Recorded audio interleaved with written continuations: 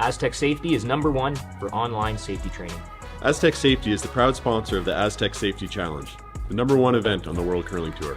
And Aztec Safety has been a proud sponsor of Team Jacobs on our quest to represent Canada at the Olympic Games.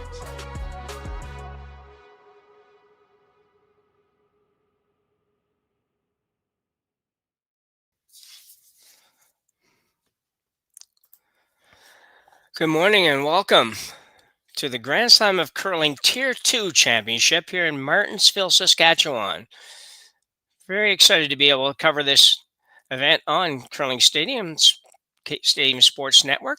I'm Jim Nix, and today's game should be very interesting. It's draw #1, first of all, so that's always interesting for the teams. They haven't had a lot of time to get feels for ice and all that kind of stuff yet. But #2, these are two teams that most of you would know, and we have some teams in this Martensville that might not be as familiar, but this is Christina Black, and we'll talk about Christina in a minute, and Corryn Brown. Both teams have had pretty successful 2025s, including a trip to the Olympic trials just about, 3 weeks ago, I guess, in Halifax, Nova Scotia. We'll talk a little more about that too as we go, but for now, let's sort of get this one started. We've got, looks like Corryn has hammer. Corryn Brown out of Abbotsford, BC. With her is Erin Pincott, Sarah Colton, and Samantha Fisher. It's Carly Everest, lead stone for Christina Black now.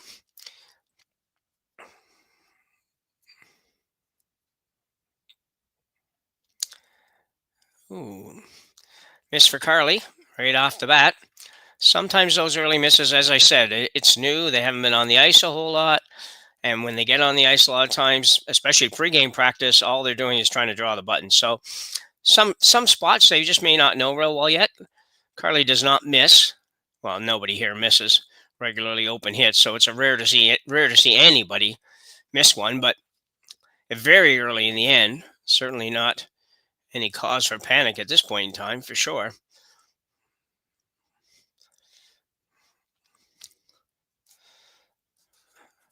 So this will be Samantha Fisher's second stone here in the first end. So two very good shots to start for Samantha. And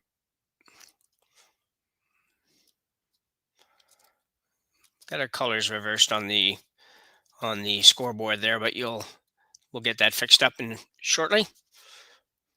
Marley Power now. This team is, again, as most of you would know, does carry 5 players, and they rotate regularly when they're all there, which is for most events, to be honest. But Jen for sure is a teacher, and to be here, perhaps, she might be here, but some of these Martensvilles, I should say, maybe not that so much this one, but for her to be here on a Tuesday or Wednesday is certainly a challenge. So, gonna rub the guard on that one. So a bit of a rocky start for Team Black here. Let's roll into the rings.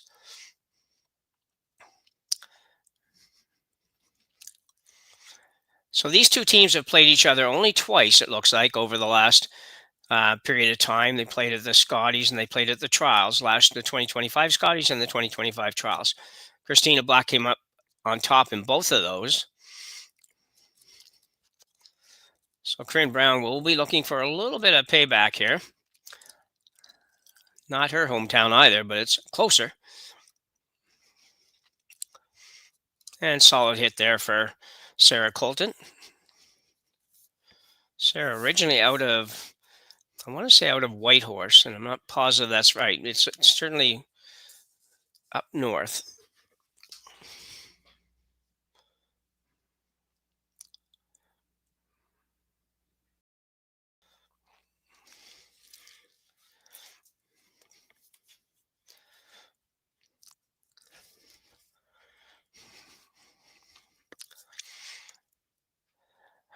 Marley Powers now with a out-turn hit. Might be trying to make the double here. Either way, won't quite get it. We'll hang around, though.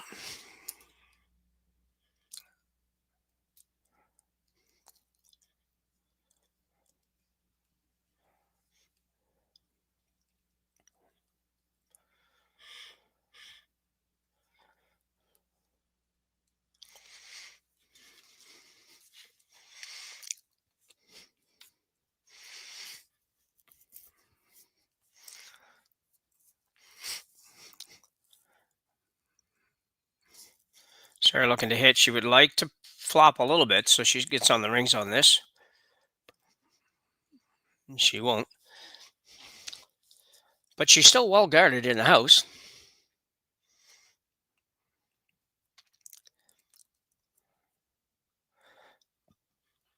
Bit of a surprise here in the first end. I thought maybe that Christina might, even though she doesn't have hammer, she might get rid of those guards or try the run back on the yellow. Jill Brothers now. I still every now and then want to say Mauser, Jill's maiden name from about years and years and years ago. Still what comes off my tongue half the time. I have to catch myself.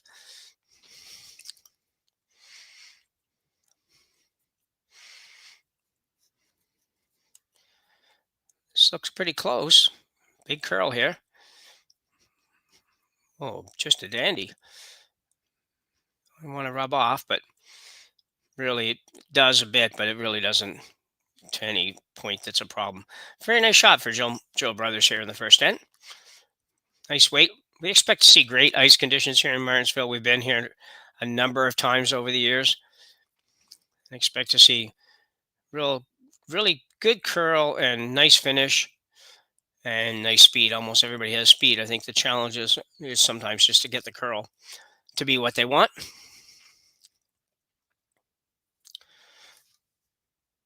So Aaron Pincott.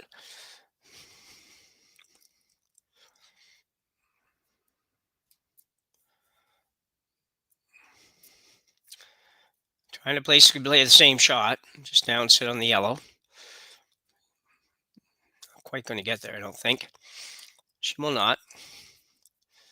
Problem for that for Brown is having hammer. It's going to be difficult to get her too. It's caused a bit of dilemma for Christina as well, because she recognizes the fact right now she has a pretty good opportunity to force, and you don't want to do something that kind of messes that up, to be honest.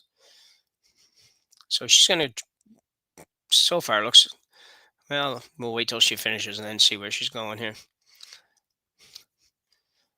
So first you're looking kind of all the same path, the guard, then top four, and then back button, really. It's not a huge amount of ice, considering how much I expect to see the ice curl here, but it will finish super hard. So Jill Brothers with her final stone here in end one.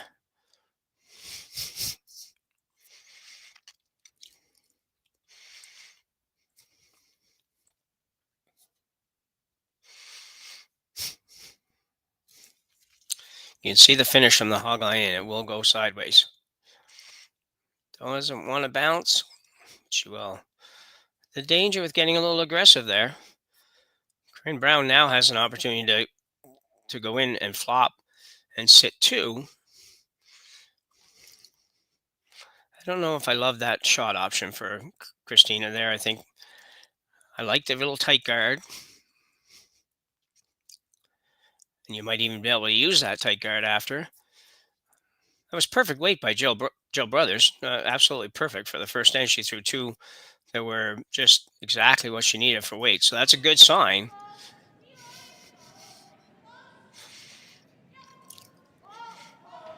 I'm not so sure this one's going to get all the way over, but as I keep saying, it will break pretty hard. And she's going to be light again, I think. Not much, but and definitely a usable rock.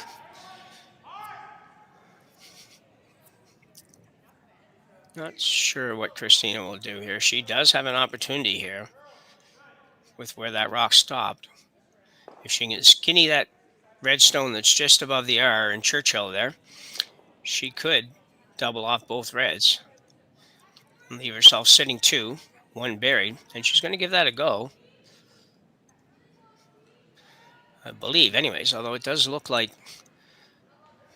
zero ice. I would think that she might need a little bit of ice here.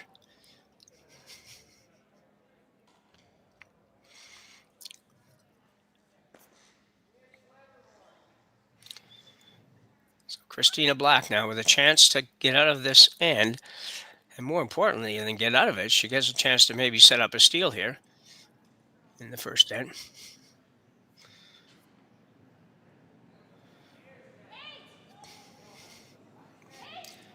Powers and Everest on the brushes. Might need to curl a bit. Well, not. Interesting there. So I have to believe that she just set it out a little bit. With the broom she had, she almost had to set it where they had to be able to back it up to be able to hit that red rock anyway. But she had to be outside of that. Not by very much.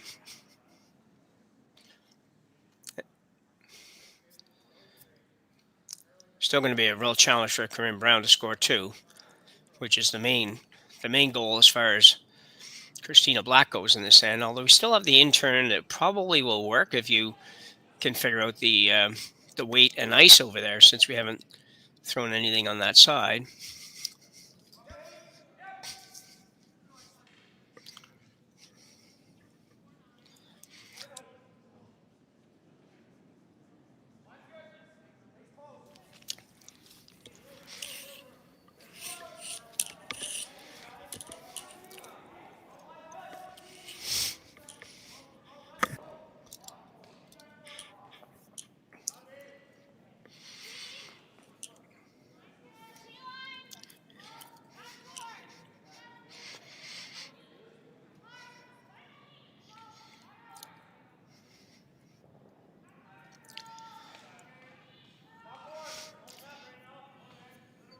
Sure what this is going to do. It's going to hit the yellow. It doesn't change too much. Christina probably has to hit that.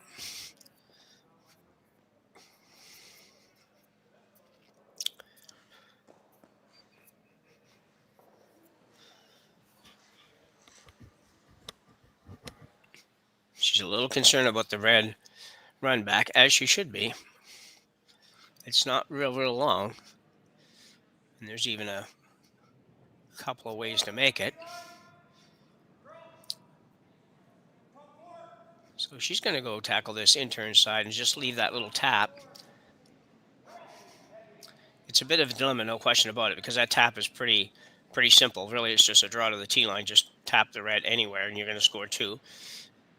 Having said that, if you guard that, or even if you hit that, Corryn Brown will have a run on the red for as many as 3 or 4 if you play the guard, but I don't think she'd ever play the guard.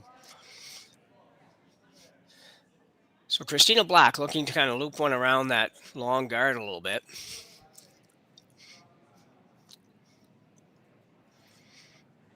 Trying to make sure she takes that raised takeout away.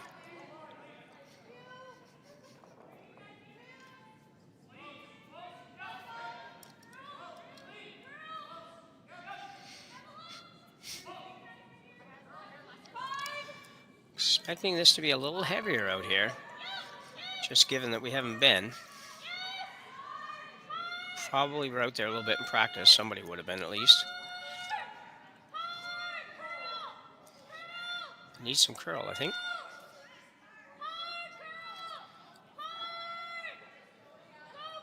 Still needs some curl. Oh, so Corryn Brown's going to play the little tap for 2. Didn't even hesitate. Which I guess I can probably see. If that was, I think she was going to play this no matter what. But if that raise hit had been for 4, I would think you'd want to at least have a quick look at it.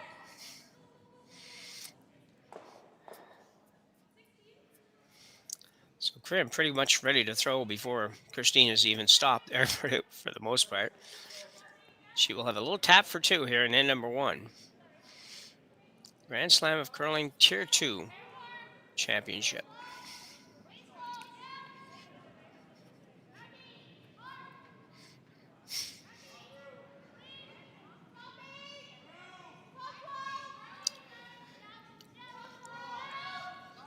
Should be fine if it's not too heavy. I don't think it will be.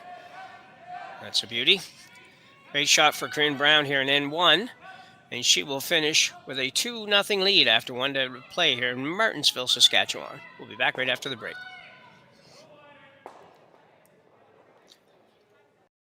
Brett, come on, man. I know Aztec's #1 for online safety training, but we really should be out here practicing. I know, guys. I'll be right there. Just let me finish this course on gas detection. Wait. Do you smell that?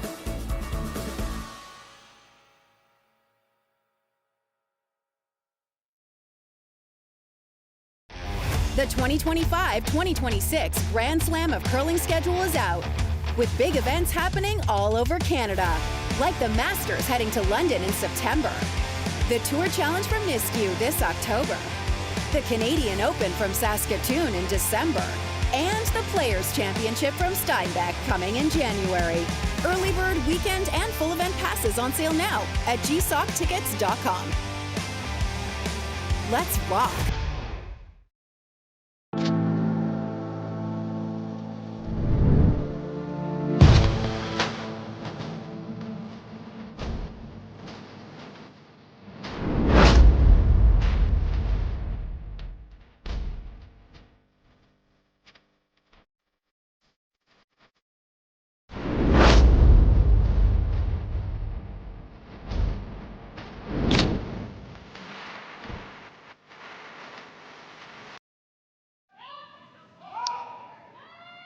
So one end in the books here in Martensville.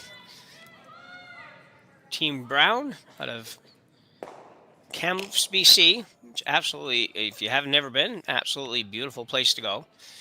With a 2-0 lead over Christina Black of Halifax, which right now is not quite as nice place to go, but it's not too bad. We don't have a whole lot of snow on the ground. We had a lot of snow on the ground. It went away. We got some more, so I'm not really sure how much there is. I've been pretty much sick in bed for a week, so.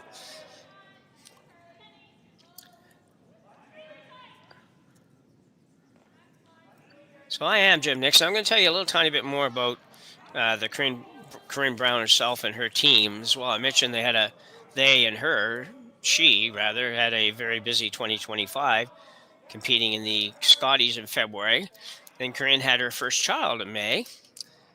Which that in itself, obviously, as everybody knows, would make for a very busy summer. And then participated in the trials in Halifax a few weeks ago. Not the way she would have liked the trials to go on, for sure. It's a tough competition.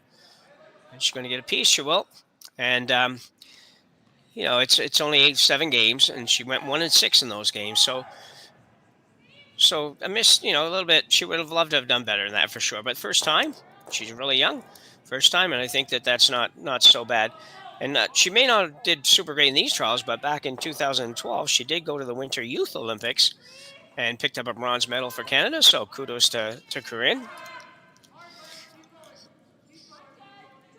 She has 4 Tournament of Hearts on her jacket somewhere. When back in the old days when they used to put all these hearts on the jackets. And some people, you see them, they have 4, 5, 6 hearts all sewed over top of each other, just with just the year showing and whatever. But they don't do that anymore. Nope.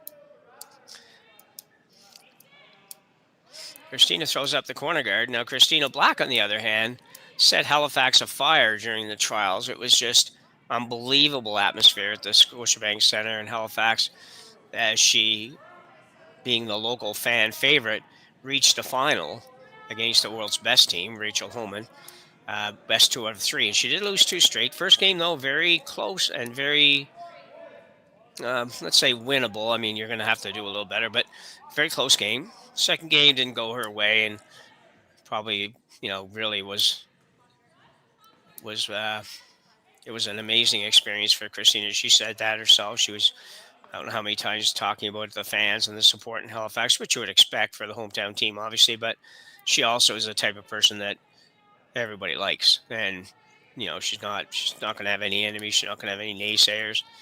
And the whole team pretty much like that. So a very well-loved team down this way. So she had a great run at the trials, going 4-3 in the round robin before being knocked off by Team Homan. She has also had a great little run here the last couple of years with this team.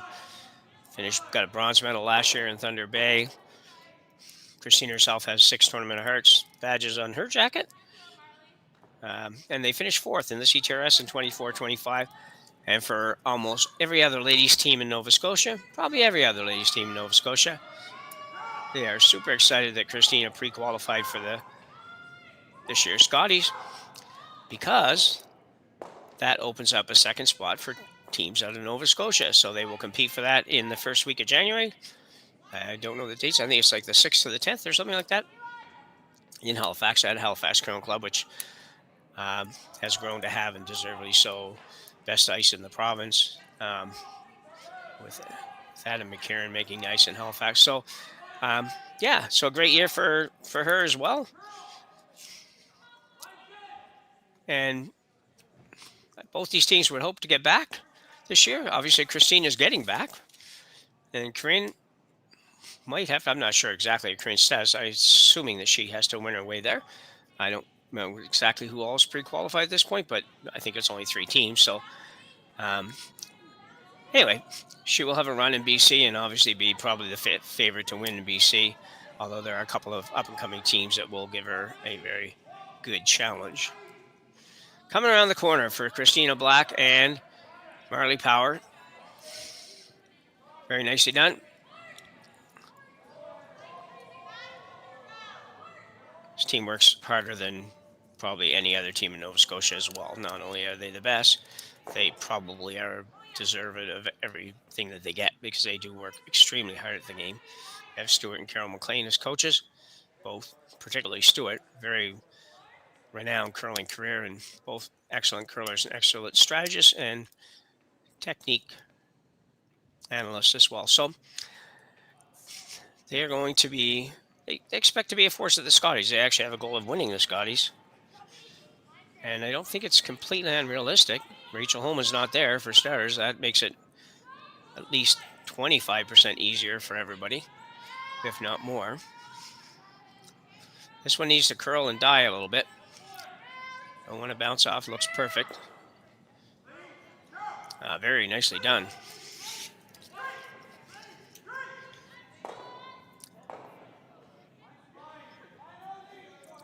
Here in Pincott. That was her first.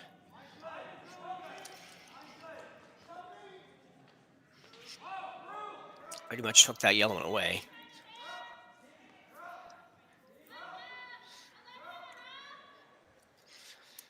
Team Black has played in at least one, maybe 2 of the Tier 1 slams. They won the Tier 2 a few years ago and got to play in a big slam, if you will, or a Tier 1 slam. As a result, they were supposed to play in Newfoundland at the slam there, but they couldn't go there because of playdowns or something similar to that. So they opted to play in another one. I just don't know which one it was.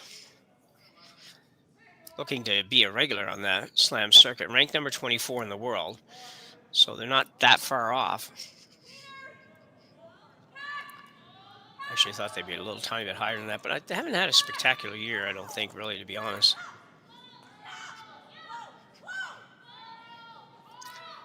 Until the trials, which they're very different. This looks pretty darn good. Might be able to. No, that was going to be pretty tough to do any better than that, to be honest.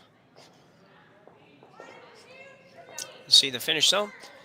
Love the ice conditions. Should be a fun week for these teams, and I'm sure it's going to be a very fun week for the Tier 1 teams as well, playing in the arena in Saskatoon. I don't know how far apart Saskatoon and Martensville are, but probably a few hours. About 10, 15 minutes, Jim.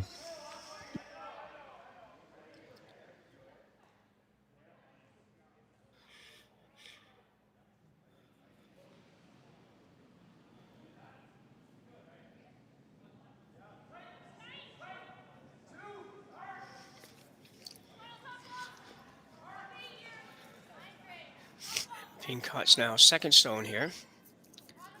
Round without hammer, this end.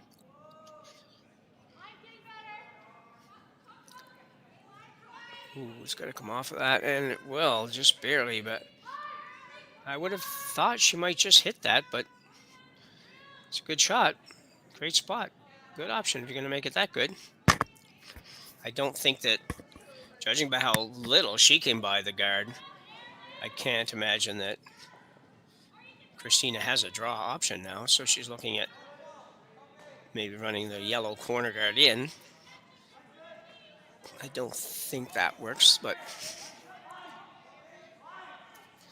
so I guess I will correct myself. Martensville and Saskatoon are like, says about 8 kilometers apart, so they are very close. You can flip-flop back and forth if you're going to watch them.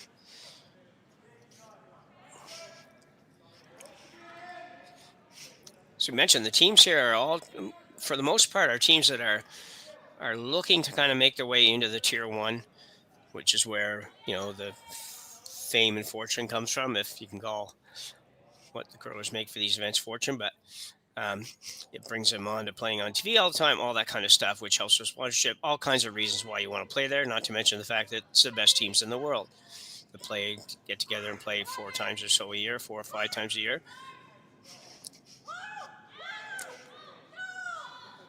This is going to, let's see where that yellow is. Spins in to be number 2. Christina Black in some trouble here early. I don't know exactly what she was hoping to get out of that shot, but I'm not positive that she could have got much more than she got.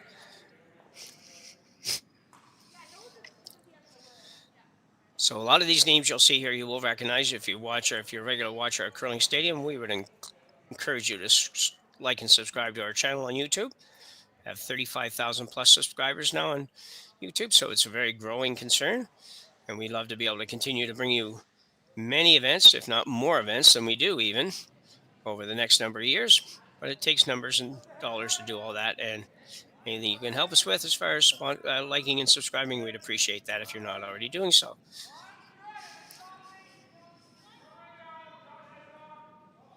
Corryn Brown now. Sweeper's indicating it might be up a little bit from what the chosen weight was supposed to be. Sarah Colton trying to make it curl a little bit. She's going to get a piece, not going to hang around though, but which is going to open it up a little bit for Christina all of a sudden, who now can make a double and actually sit 2. I think she can take that one over top of her own.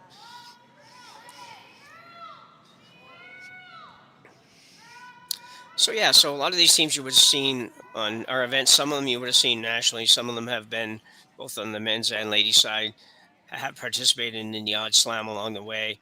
Most of them are provincial champions or on the cusp of being that. So most of them you're probably going to be familiar with if you're an avid curling fan. If not, you may not recognize a whole lot of them, but you're going to see a pretty good variety of teams here, and a lot of young teams.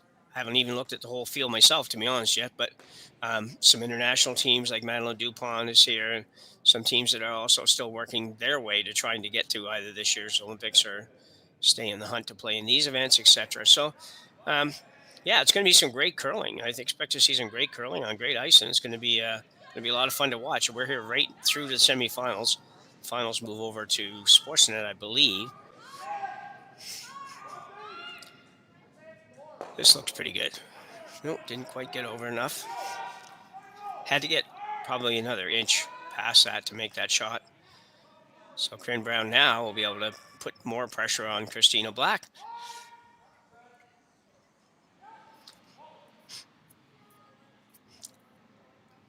That was too bad. That was a good opportunity for Christina.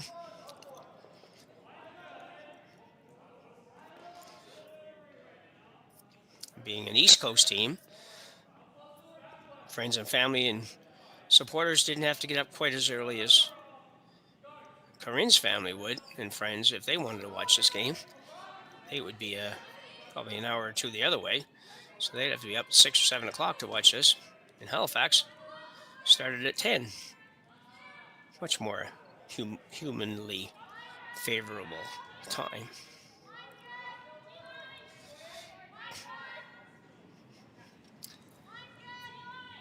So this will start to finish here. Weight's close.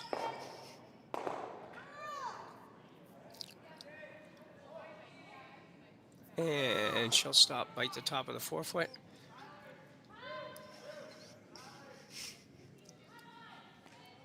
Christina Black, don't ignore all of that. Play the out turn draw to the button, really.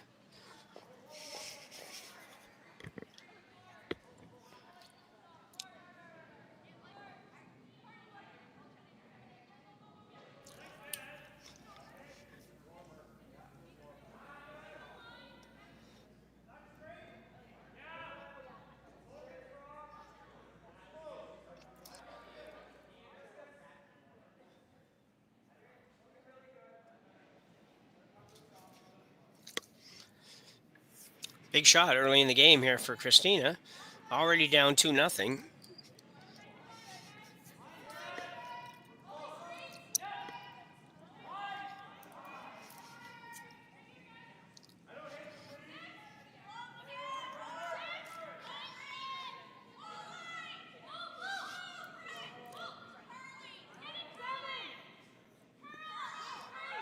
to get a little curl here.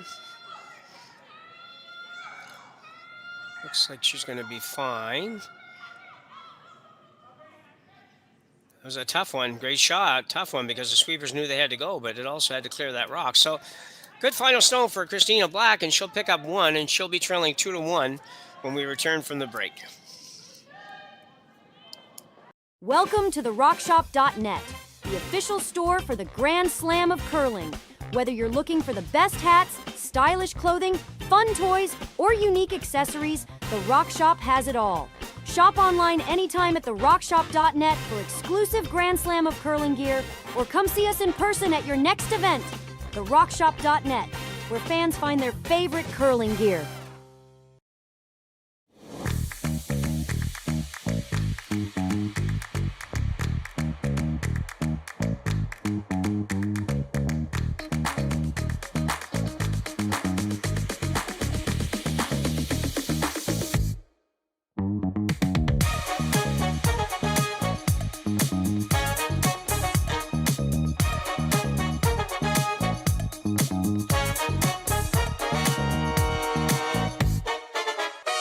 Developed over a decade in collaboration with the finest ice makers this side of the Atlantic, the Pebblehead PB5 is nothing short of a triumph of sophistication and craftsmanship.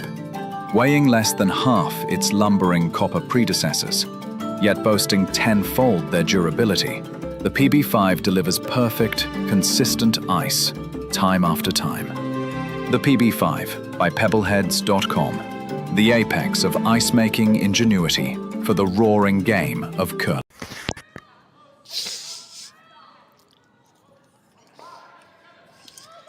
So back for end number 3 here in Martensville.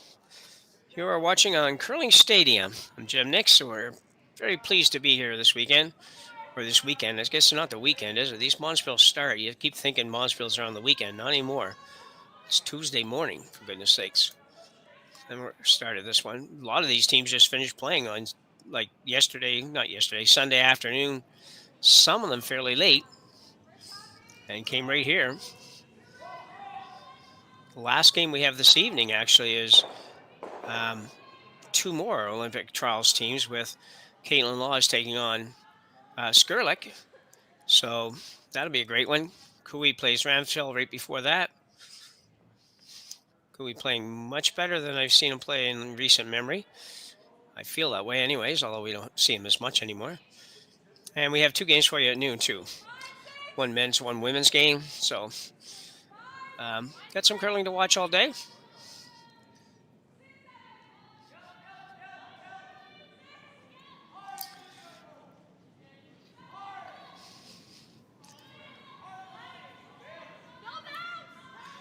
Carly Evers with the come-around attempt. Joe Brothers and Marley freeze. Perfect shot for Carly Evers. Couldn't, as they say, couldn't have carried it down and placed it any better.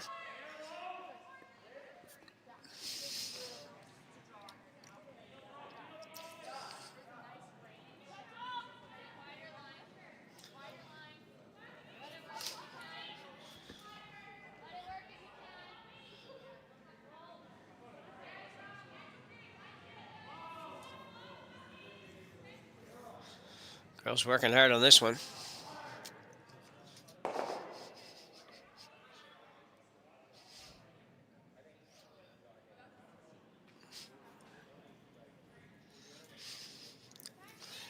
Not a bad spot.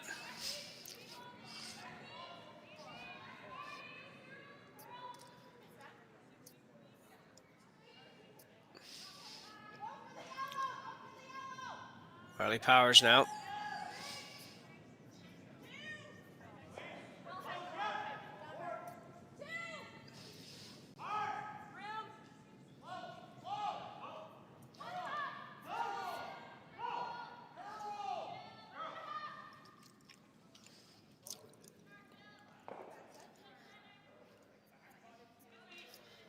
Oh, good guard there for Marley.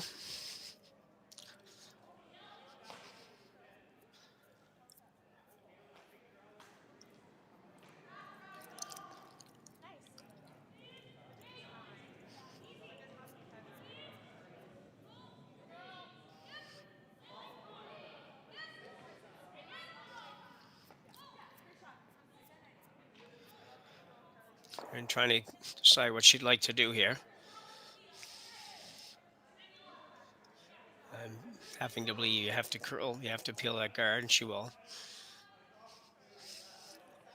I don't think there's any harm for her, and well, I guess maybe there could be a little bit. If you wanted to run it back, try to make both yellows, you might go yellow, yellow, red, but that should put it back on the other rocks. So Sarah Colton now. I mentioned Sarah from Whitehorse, and I did confirm that. She is from Whitehorse originally.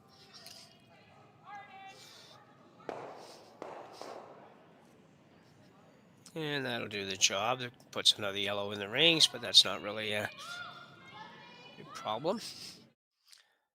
Going to have another look at it. Got the angles just about perfect on this. I'm going to have to do a lot on this one, just kind of a clean sweep, and she goes over the top, drives the out red, and takes out a couple. So well done. Christina now actually has to be a bit careful, obviously. Brown has shot rock, but she has it pretty well protected with the freeze and with this one.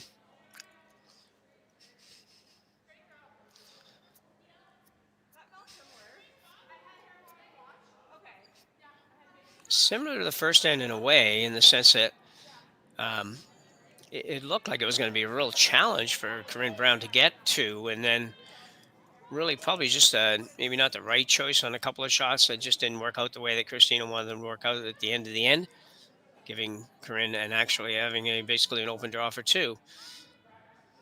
Kind of have it here. She has a very, very difficult time for Corryn Brown to score two the way this is set up right now, although we have more than half the end to go here yet. So an out turn come around. She will just want to, free this up a little bit more than anything else. So she can just chip the yellow rather. Get close to the nose would be perfect, but anything at all that moves that red back a little bit would be probably good. This should be really good, actually. That's perfect. Absolutely perfect. As again, it's not all that matters. Isn't about who's shot here. It's about what the potential is after that.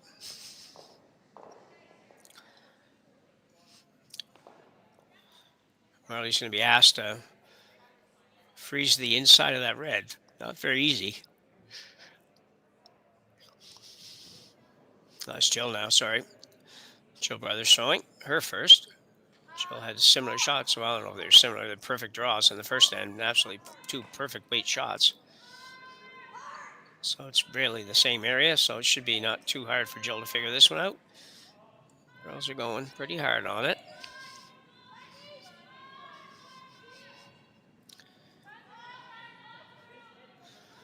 Yeah, a little light. Wouldn't have been quite so bad. If it chipped off a little bit more, would have been better. So that she at least guarded against the tap on the red. Corryn says, well, I'm going to put another one right here. And you definitely better not make a mistake somewhere, because I am going to have a short run for a big score.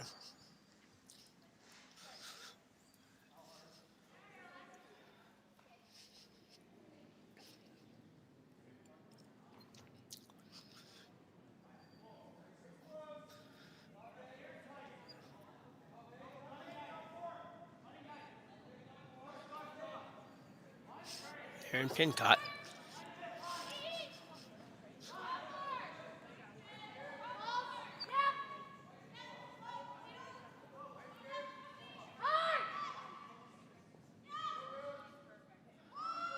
It just goes so hard here. You have to be ready for it.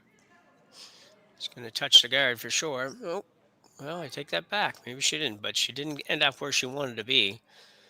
Doesn't hurt her, but also doesn't do her any favors. She'd put that on the exact same spot, just move the rock over one rock. So she was sitting on the outside half of the red instead of the inside half of the red. Would have been ideal for Corryn Brown.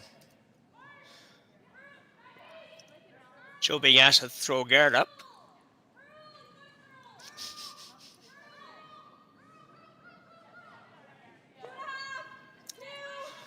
And one of these cross the top guards. It's quite often the best choice. It's also a choice that just seems hard to make yourself do sometimes. And I'm playing a long time. And I know that I still had this call. I'd still be trying to figure out, can I do this on the out turn rather than coming across like that? And she made it absolutely perfect. So it's not a problem for Jill. But for some people, it's just not, it just doesn't sit right. It just feels wrong.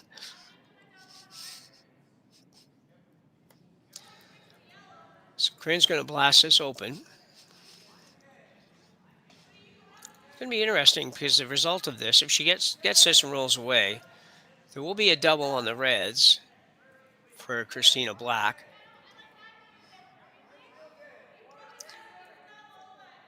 I don't think she has a lot of choice.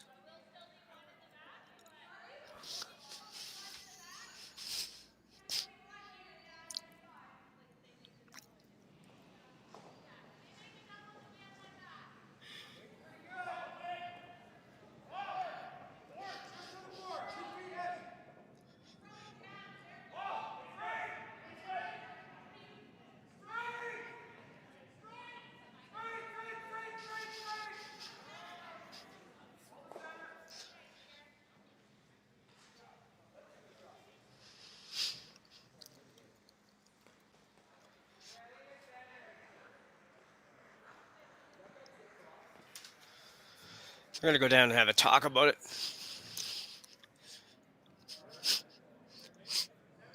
Right now, it looks like red's sitting one. So if you blast that open, the question is, can Christina Black make the double without losing her yellow? And it's iffy.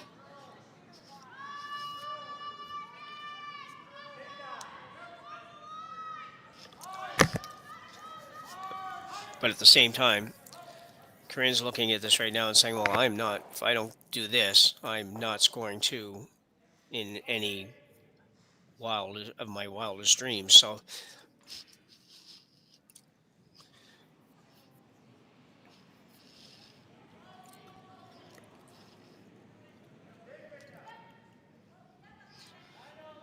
here comes the peel.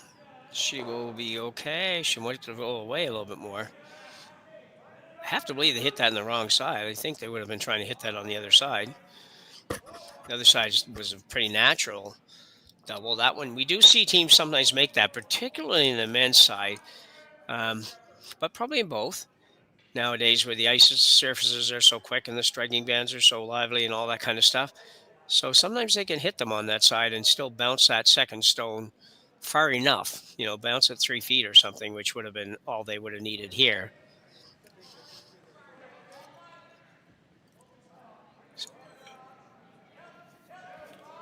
So Christina now throwing a guard up.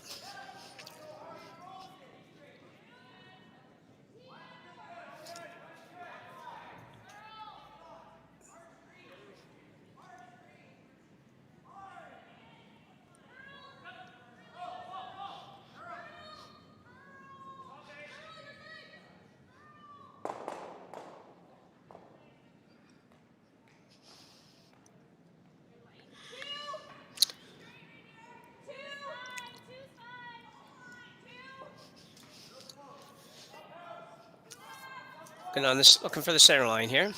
Don't want to go past the center line. Might be hard to get it to stop in time. He said, "I right about now." It's fine. And probably now figures, well, that's not going to work. Don't have enough rocks left to do any more peels. As long as she's confident that she's number one, I don't know if I would. That's the part that I'm wondering about a little bit. Is she number one or not? But it certainly looks like that on the overhead. If she is, I think I'm probably going to have to think this hard before I go out and just open it up again. Mind you, there's no great second shot. She could come around. She could sit on the corner of the yellow.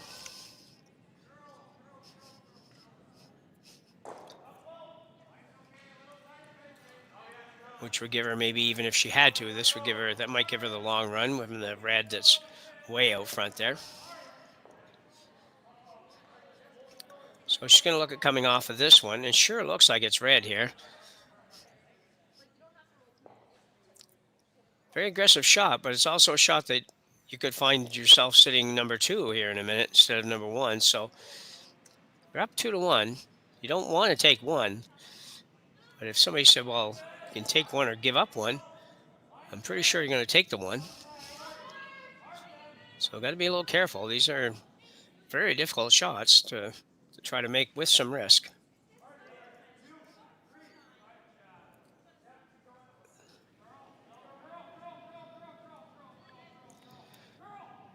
So Corryn Brown playing the in off. Trying to hit this rock in the 12-foot. Roll to the button.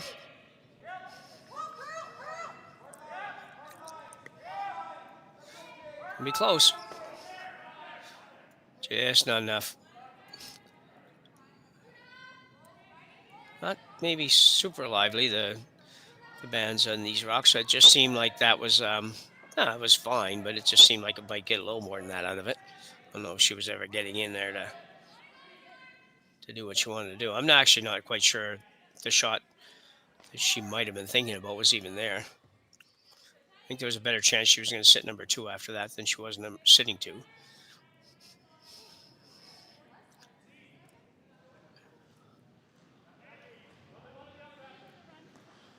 So it looks like Christina Black's just going to try to take this draw away for two.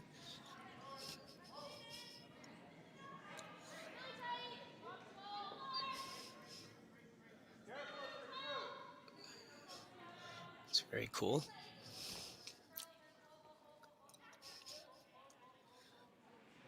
Just bringing all the new fancy angles here on Curling Stadium. So you can do, I think, when you have the boss working the cameras.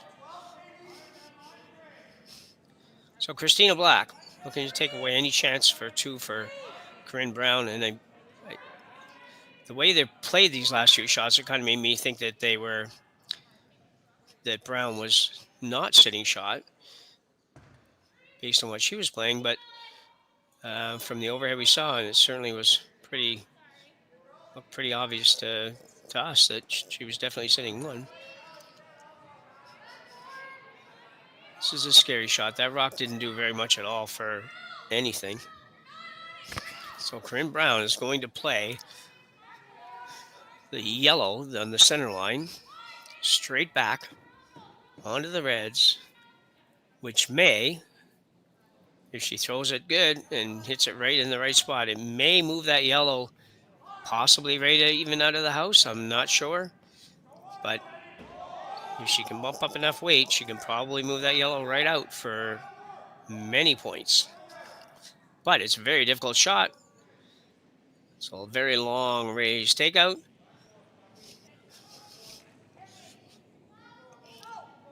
And it definitely has to curl. In the neighborhood? No, not quite. She certainly had the weight really well. That was a very nice throw for Corryn as far as weight goes, but looks like Corryn Brown, pretty sure, we're pretty confident, got one there, and she will lead 3-1 after 3 innings of play here at the Grand Slam of Curling Tier 2 Championship in Martensville, Saskatchewan. Hey Mark, you ready for this game tonight? Yeah, I'm excited, man. Cupsy, what are you doing over there? Don't worry, boys. Was just on aztecsafety.com, took a fire extinguisher safety course. Paul, I'm putting out the fires from now on. Woo!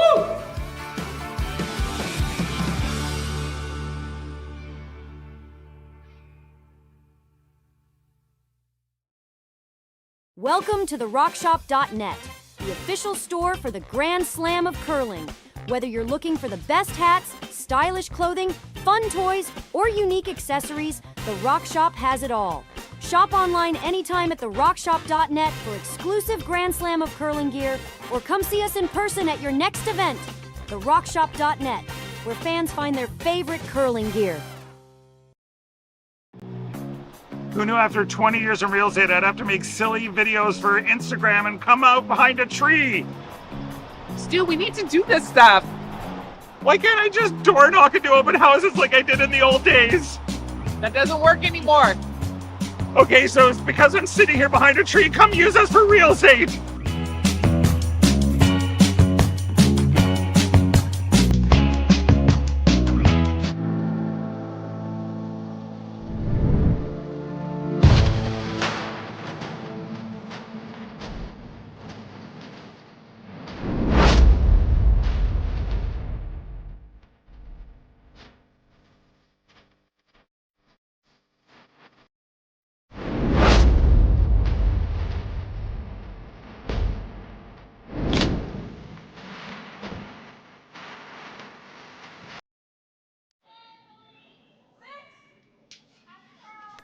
And we're back. So it is 3-1. So despite my not completely understanding a few of those shots at the end, Corryn Brown did get her one. And both can't be unhappy with that because it got a little messy. And Christina Black pretty much played that whole end after the freeze by Brothers, I think, wherever that freeze came. Right from then on, maybe, or no, actually it was from Carly Everest. From then on, it was almost like a play to 4-1.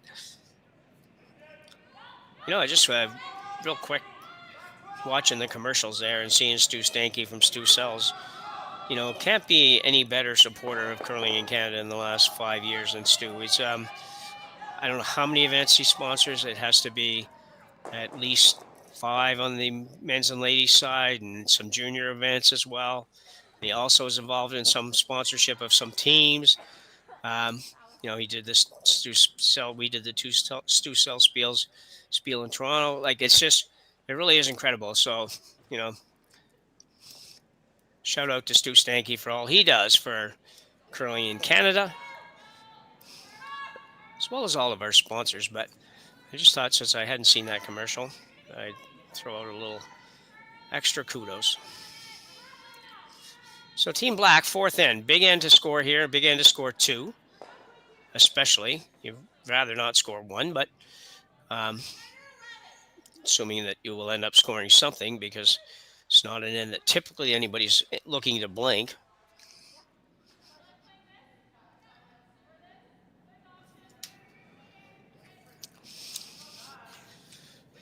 Sarah Colton, I remember when Sarah played junior and went to several national events. She was very young. She's only, I don't know, 32 or something now.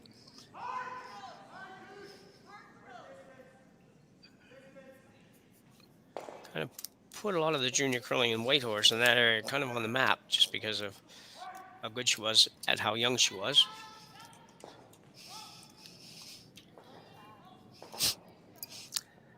Pretty wide open affair so far in this end, very different.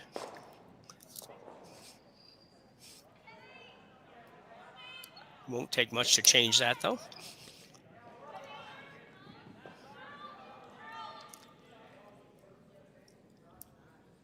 Trying to get a little curl on this one from Marley, and she'll get to the nose, basically, and that's about it.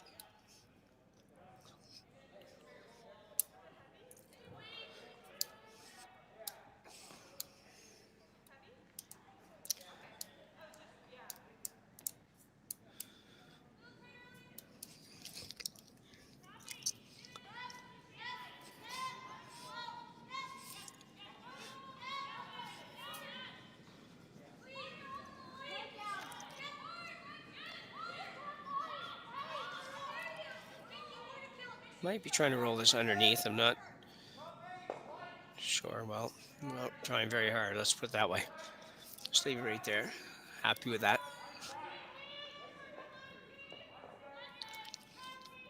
Black now, same shot. Very little ice. So even though this ice has really nice curl, with a little bit of weight, it doesn't do very much at all.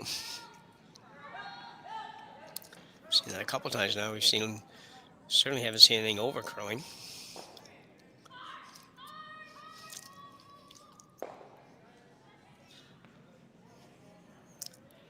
And it's just not crazy active after contact, so which is fine. Just you have to adjust where you're going to hit rocks and how hard you're going to throw them.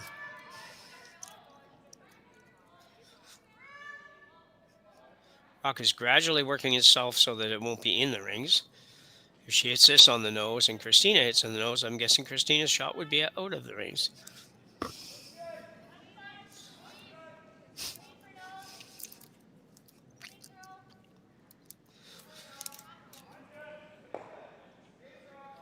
There you go.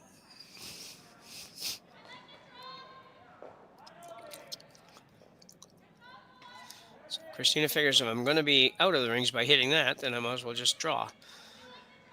She'll ask Marley Powers to play the out turn. Come around. Are we still at Marley's shot or are we at Jill's shot now? We'll have to check here in a second.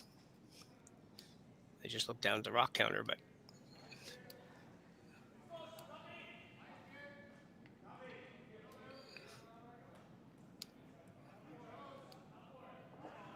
yeah, Joe Mauser, or Jill Brothers. I knew I'd do that sometime today. I even called it. Sorry, Paul.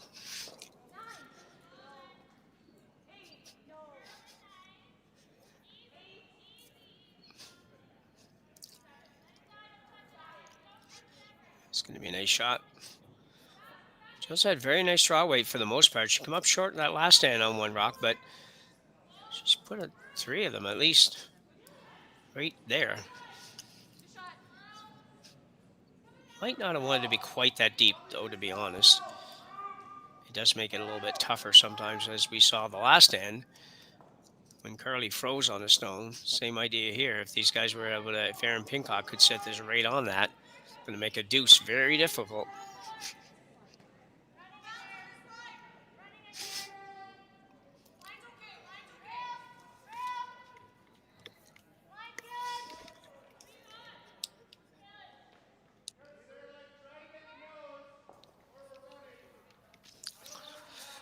Bounce off, that always hurts.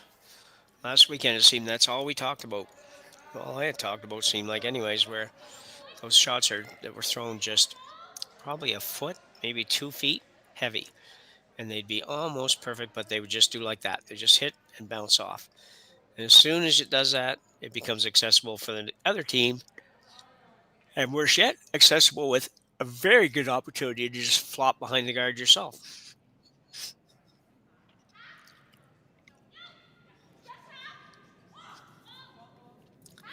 So Joe looking for the little hit and inside roll.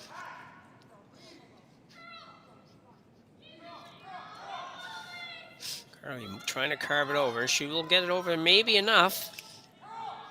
That's nicely done. Almost didn't get there. That little extra weight, they just don't go too crazy. Carly had to work pretty hard at getting that one over. Otherwise, she would have just left a very easy double.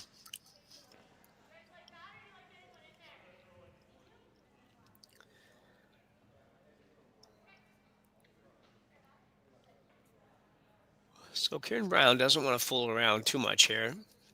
He'll play a little run on the red. Probably will just get the high one, maybe. Whatever, she'll get 1. I don't think she's going to get 2. But if she can get 1 and lock it right on there, that wouldn't be bad. She hits this on the high one, sticks it right there.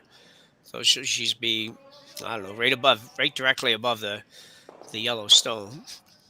Half on the 4-foot, maybe. That would be a pretty good spot.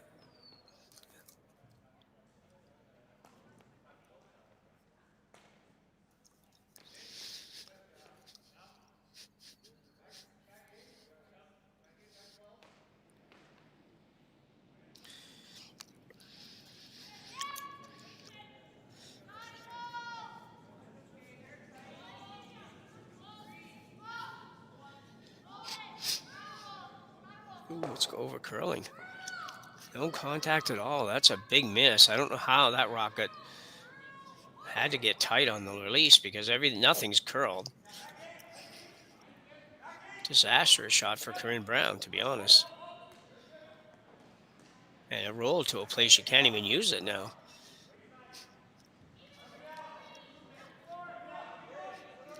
If Christina Black can lock this one on, right on top of the yellow, well, they're both yellow, right on top of the right-hand yellow as we look at it on the overhead, or the left-hand yellow as we look at it on the long view, then I'm not sure how Christina, I don't know how Corryn is going to get out of this without a minimum of 2, maybe more. It's not really close, that last shot. So Christina Black now, in turn draw.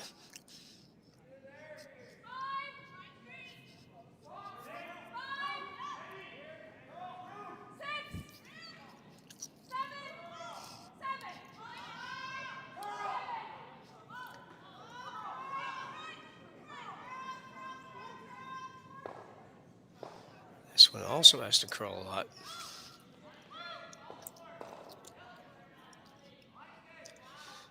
Should work out pretty well. May leave a double though. Yeah, okay. So she can't get any kind of inside roll, but she's got a fairly wide open double. She just has to figure out exactly what happened on the last shot and be confident that she knows, because she sort of has the same shot in more or less the same area. And the last one hit on the low side on the inside, which you can't do here. You're going to hit the red guard. She's not taking any ice either, so I'm going to assume that her last shot she threw well inside the broom. Because to be honest, this one, if it curls an inch, she hit the guard.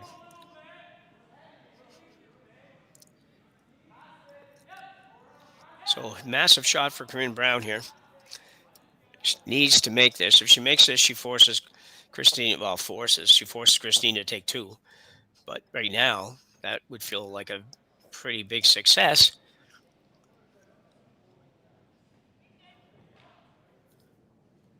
We did see Christina Black go whizzing right by one a few wins ago. She's going to get 1, but maybe only 1, and she will. It's one of those shots that are just a little bit tentative to play as tight as you need to get by the guard. So Christina Black with a great opportunity now for 3 here in the 4th end. Just to draw to the, full 12 foot's all she needs. And she just put one basically T-line, so should not be a difficult shot for Christina. It's always nice when you get to throw that same shot twice. Maybe not all the time. If you miss one real bad or something, maybe not. But if you've just made a draw, let me put it that way. If you just made a draw and you can throw the exact same draw again, that feels pretty good generally.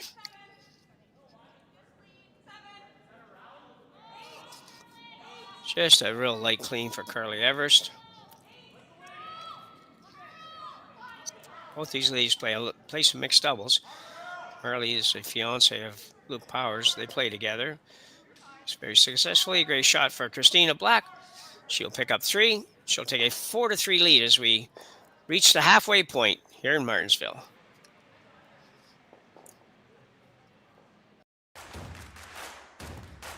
Imagine being able to stream every curling game from every sheet from any event, be it your Wednesday league game, bonspiel, or corporate event. Curling Stadium offers an all-inclusive streaming solution featuring high-quality cameras, ease of use, great reliability, and minimal installation. Offering your sponsors customizable ad space on your streamed curling games and being able to sell video packages to your corporate events for increased revenue. With Curling Stadium, you can stream to any device, be it your mobile phone, tablet, or computer. Push the feed to your desired platform, be it Facebook, YouTube, or any other social media. Curling Stadium is simply the way forward. Where it's commonplace in other sports to televise every game, we want to do the same. Curling is a global sport, and it's time it gets the coverage it needs. Make your curling club the next Curling Stadium. Hey Ben, what's the Aztec Safety online e-learning website again? Yeah, that would be aztecsafety.com. Fire extinguisher and firefighting, we'll send that one to Paul. Ah, now here's a course I should probably take. Conflict resolution. Power line safety. Yeah, I thought it might help me with my line calls. Did you know this Aztec website has over 100 safety courses? Jeez. Aztec Safety online course. Ground disturbance. Could have used that a few seconds ago.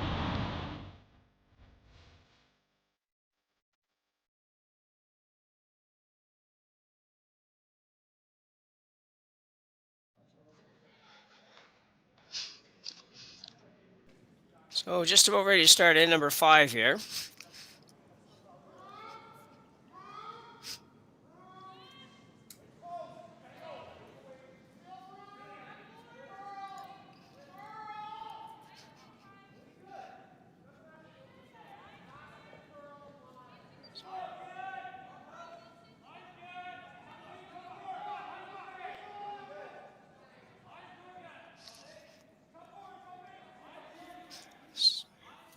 So teams are looking for a little bit more of a break here. We haven't had that for the last event or so.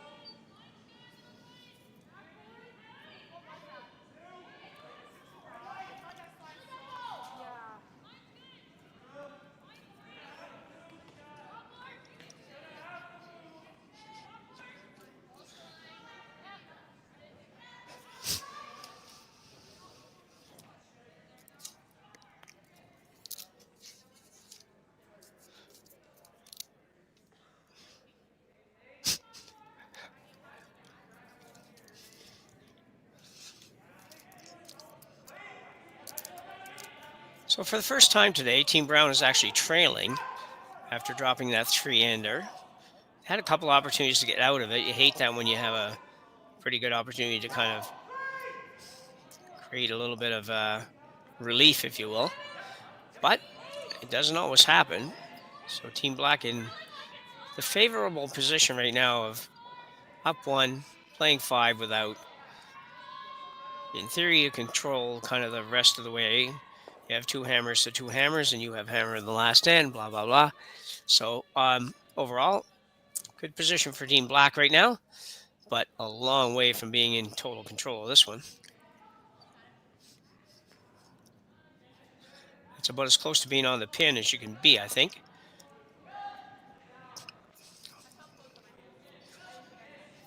Causing great sinus problems for the logo.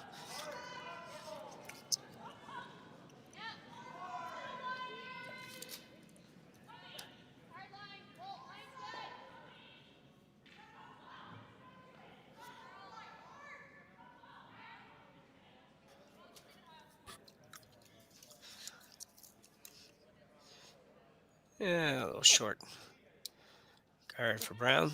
Problem for Brown every time is that with the hammer, it always seems like every end is going like this, where it just gets too messy in the middle. Might be true for both teams, to be honest, but Marley Powers now.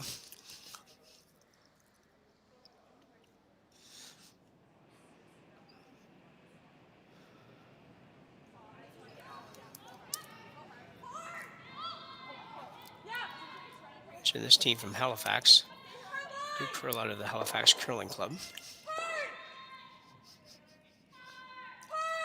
Trying to keep this straight, or straighter at least. Try to sneak it by. I don't know that it will. Just feathers that. Sometimes you get a little spin in at the end here, and they will just at the last second to at least put that rock somewhere where they can't make the inside roll.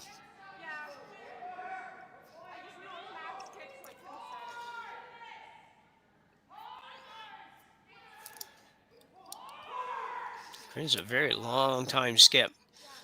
So situations like this shouldn't cause too much conversation, I don't think.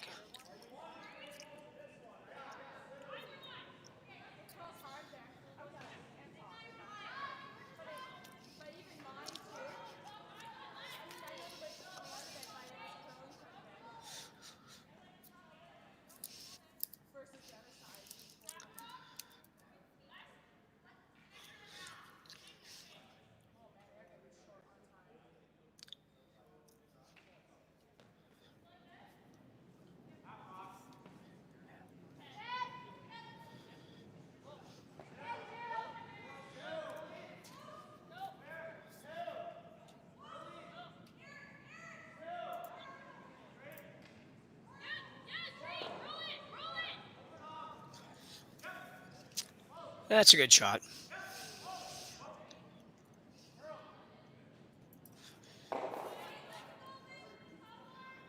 Black with a chance to get that shot rock, but to be honest, Corryn Brown kind of had to give that up to try to develop an end here, because the way it was going, that wasn't going to happen. So Black does have a chance here to get rid of the shot rock with a straight back short run, 2 feet, 2.5 feet.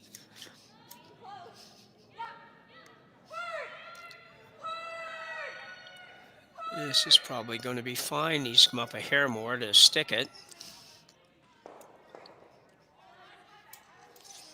Good shot from early. As long as you hit that one anywhere nose to 3/4 to maybe even almost a half, you probably would have made that, but it wouldn't have always ended in the best place. So opportunity for Corryn Brown now to really move a couple of yellows. Roll to the wing a little bit. Oh, maybe she's going the other way. See in a second.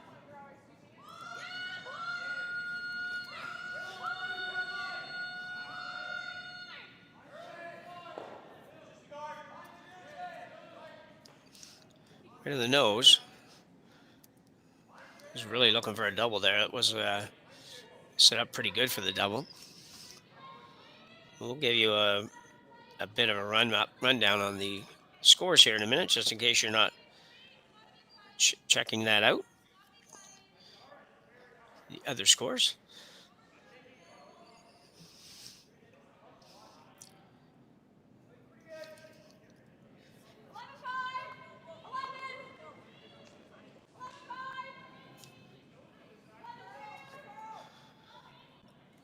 A little hit for Jill here. She'd like to hit and stay more or less right there. Roll a little further than she'd like.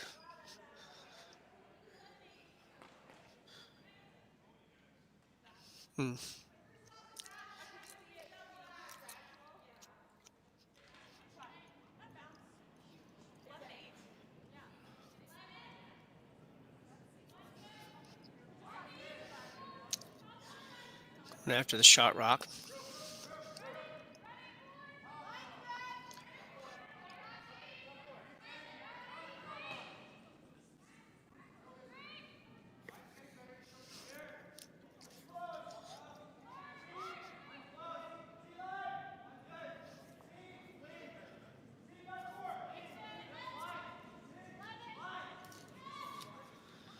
Sarah Colton working on this one.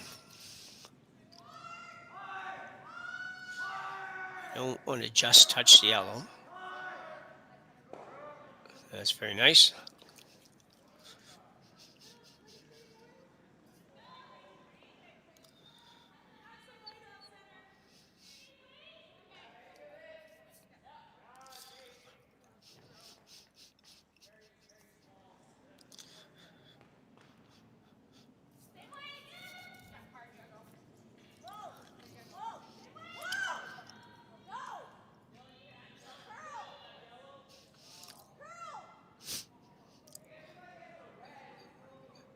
Like to hang around on this. Shot for Jill. Sitting pretty nice for Team Black right now as far as the potential force goes.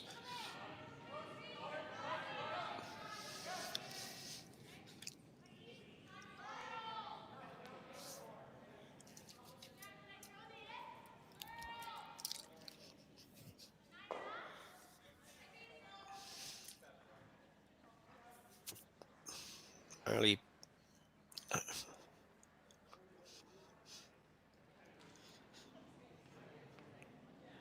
Aaron Pincotts.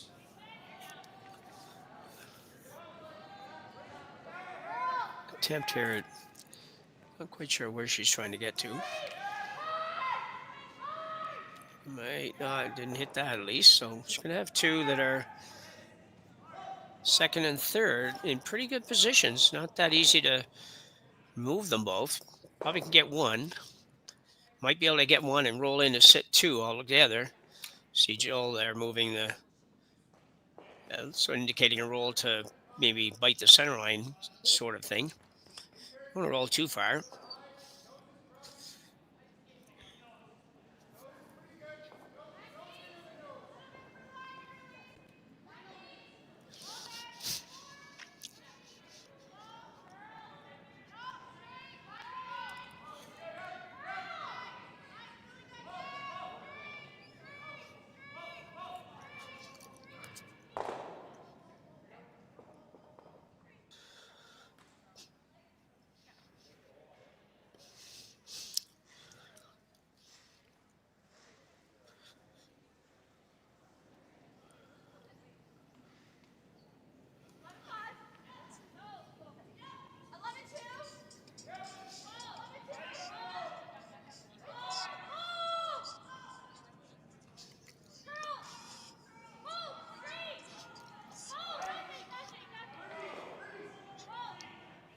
Well done. Just high enough that the double becomes a challenge at best. Corryn's not going to even look at it.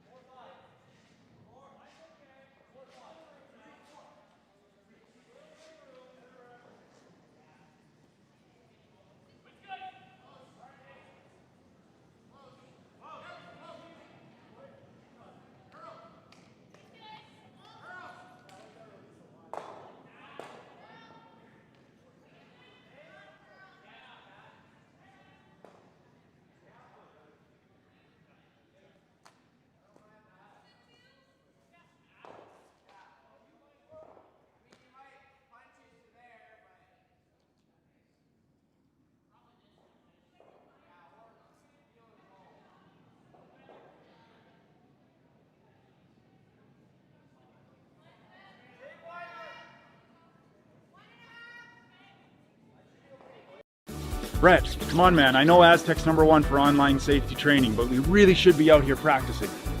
I know, guys. I'll be right there. Just let me finish this course on gas detection. Wait. Do you smell that?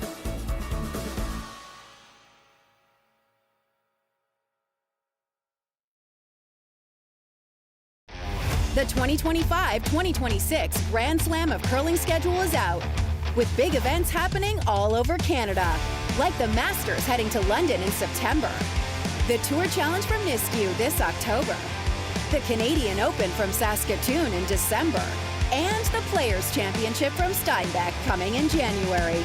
Early bird weekend and full event passes on sale now at gsocktickets.com. Let's rock!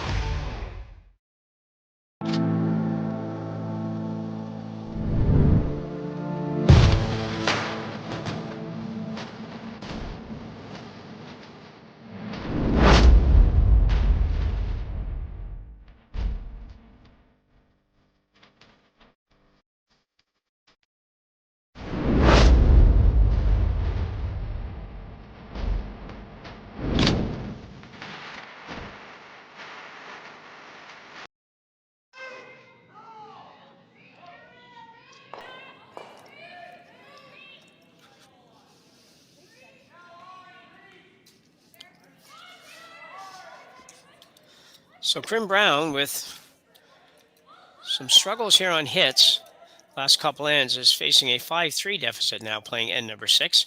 She does have hammer. She's desperately needing 2 points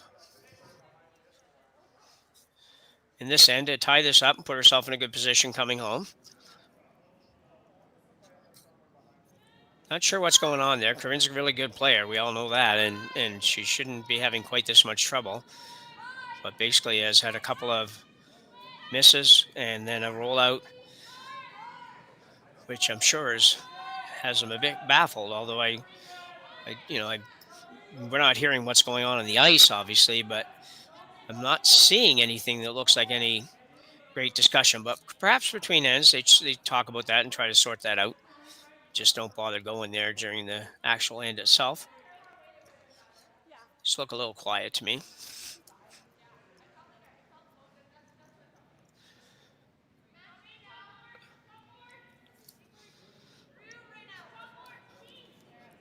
Leads Samantha Fisher. Put up a corner guard, now looking to come around it.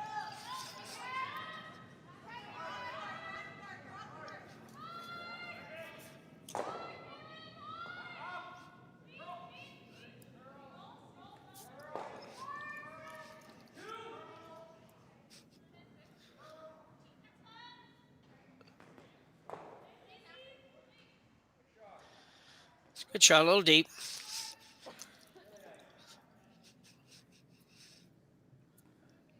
Almost sliding behind the T line rather, goal line.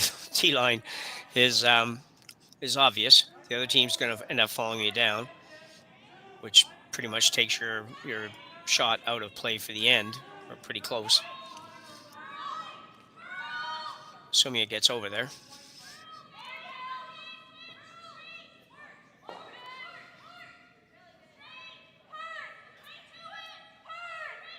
And this should be good. They like to get right back to the red. And they will.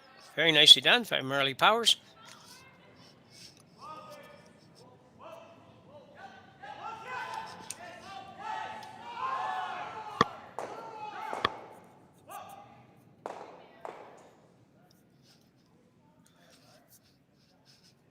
Sarah Colton now with that same shot.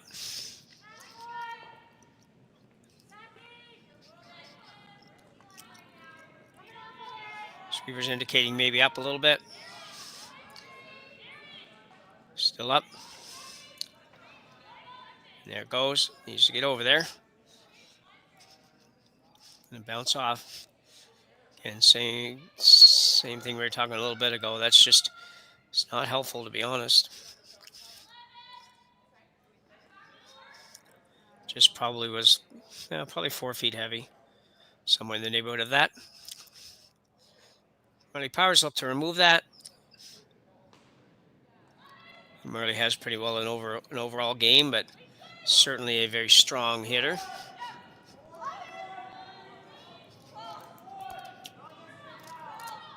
See where Christina wants this rock to stop. Doesn't matter. It's going to hit it right on the nose, I think, whether that's where she wanted it or not.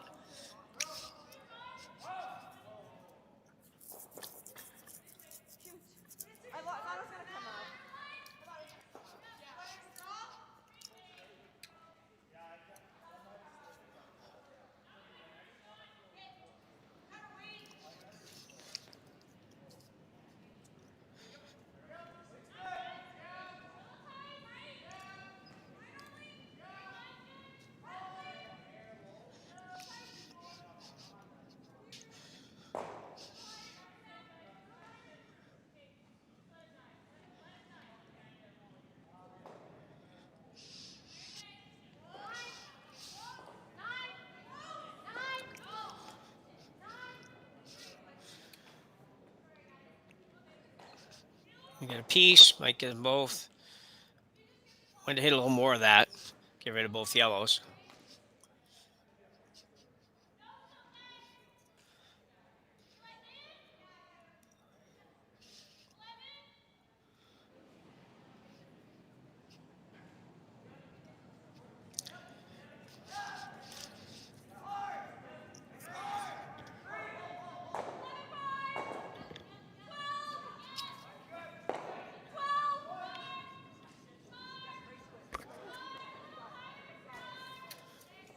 Going to remove the red. And roll a little bit to the right. Well done.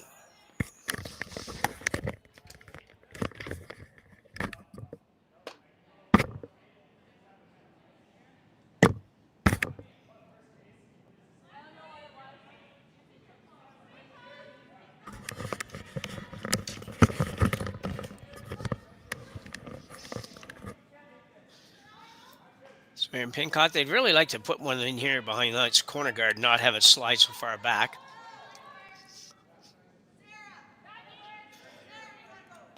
They'd like to be shot too, though. That's the other part of it.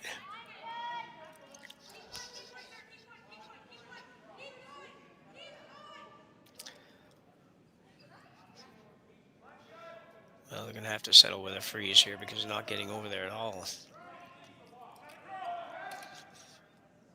Well, she is shot rock. Very movable for Jill Brothers. See if they go at this with just regular takeout.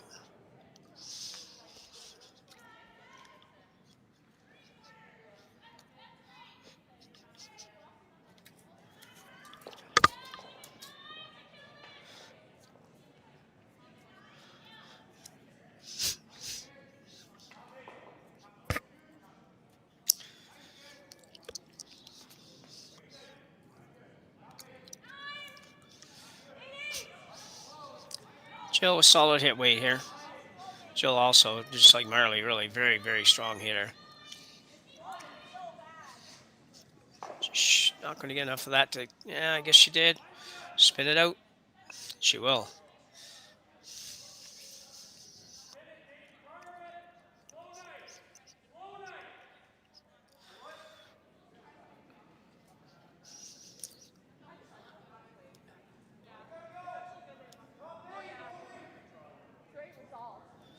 So another opportunity. They've had several opportunities to try to bury one behind this corner in a place that is much less accessible to Team Black.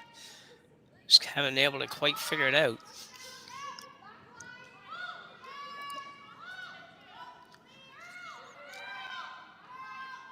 After discussion, you see that Erin didn't even bother going all the way down. Corryn sort of read her mind. I think they feel like they just aren't getting there on that in-turn around the corner, so even with hammer, maybe it's best that they take a shot at coming around the center guard, find a little better curl, and bury one in there.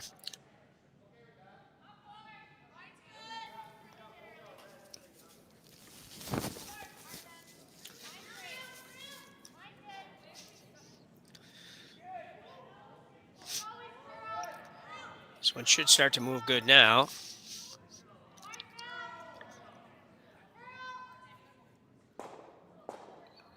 Probably need to cross the line. maybe could have waited a little bit longer on that. They didn't really need to sweep that far, but I'm thinking that if they had just kind of got on that just a little bit later, maybe just a little bit of a lighter clean early, that rock stops 2 feet less and curls 3 inches more, it's going to be much, much more difficult for Team Black. Those are the difference makers on this level. If you have two people that sweep, no disrespect to the sweepers at all, because it's team shot, but if you have a couple people that can kind of wait on that a little bit longer, catch a little more of the curl. I know that you have to help them over there sometimes, but occasionally, as our colleague Sean Joyce said on the weekend, sometimes in an effort to get the weight right,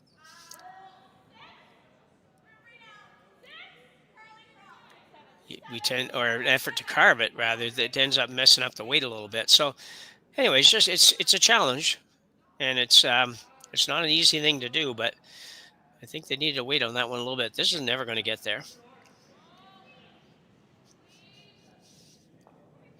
So they got away with it. And now, in a good position to get two. Definitely a good position to get two. And with a little luck, might even have a shot at three.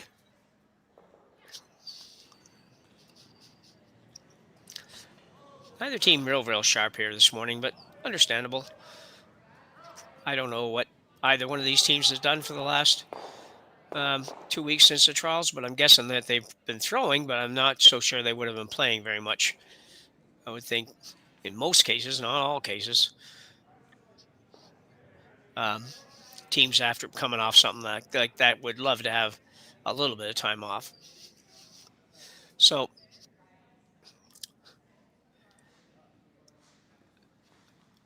Corryn Brown now, chance to draw to sit two, and probably come pretty close to solidifying that deuce with this shot if you can make it well.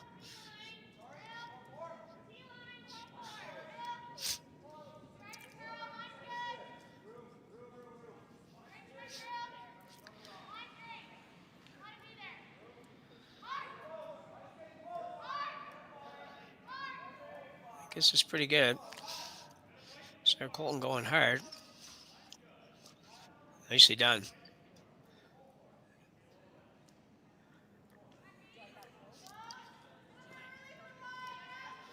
Well, definite problem for Christina Black.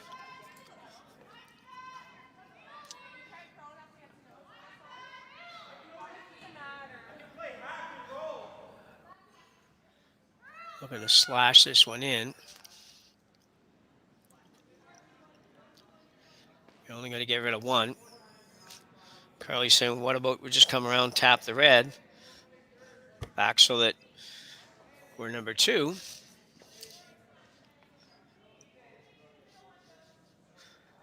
Either shot, both shots do the same thing, I think. It's possible the slash gets rid of both reds, although very unlikely. I don't think you can throw it hard enough. You need a steeper angle to get rid of both reds. You can see them there. They're just both right on the button. So it looks like they've agreed to what Carly was thinking, and that's just come down, tap that back. It's almost the same way she just threw, to be honest. Gotta find the curl, though.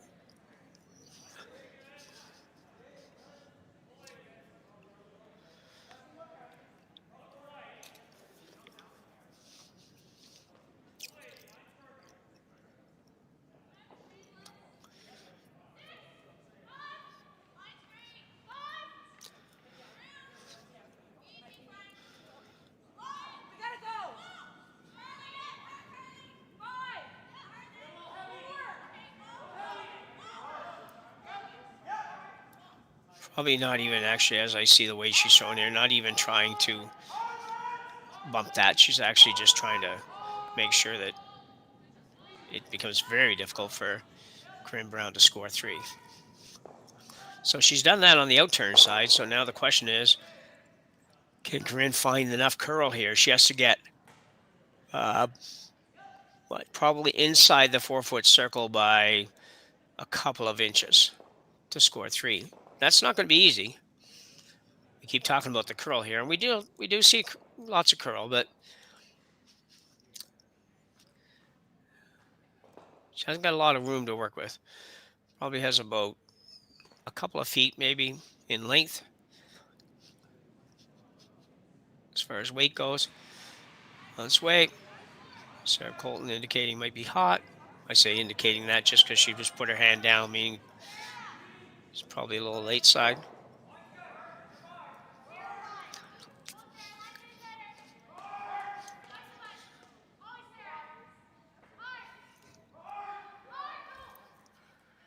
Not going to quite get there, I don't think. So anyway, but a big deuce, so for Corryn Brown. And she will tie this one up at 5 after 6 ends of play here at the Grand Slam of Curling Tier 2 Championship in Martensville, Saskatchewan. Welcome to the RockShop.net, the official store for the Grand Slam of Curling. Whether you're looking for the best hats, stylish clothing, fun toys, or unique accessories, the Rock Shop has it all. Shop online anytime at therockshop.net for exclusive Grand Slam of Curling gear, or come see us in person at your next event. Therockshop.net, where fans find their favorite curling gear.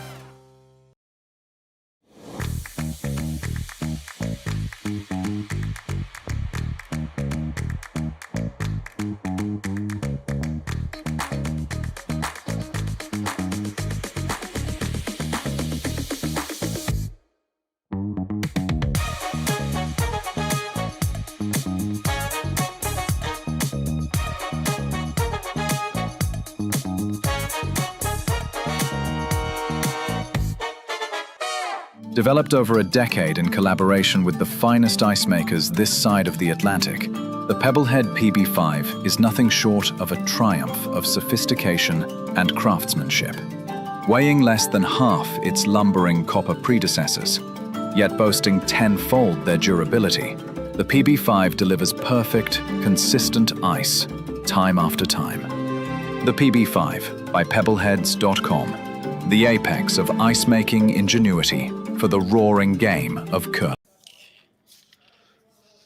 So 2 to go here. Draw number 1, the Grand Slam of Curling Tier 2. I'm Jim Nixon. You're watching on Grand Slam, or Stadium. Sorry about that. Working on Curling Stadium, the Stadium Sports Network. Corryn Brown with a nice deuce. Had a chance for 3, but not an easy draw to make. Black in control, if you will, but that probably all depends on what happens in this end. You're trying to avoid as a force to 1 here. Even though statistically they tell me that the odds of winning 1 up without are slightly better than winning 1 down with. So shouldn't be terribly unhappy if she has to take 1, but I can tell you virtually everybody would be trying to avoid a 1 down without or 1 up without situation. So anyway, Team Black on the other hand will be trying to, or Team Brown on the other hand will try to force Black to take 1 or steal 1, but they're not always easy to do both or either. Sometimes you got to see how the end goes, and it shapes up to be a force, okay. If it shapes up to be a steal, okay with that too. So Samantha Fisher with her second here in this end, beauty.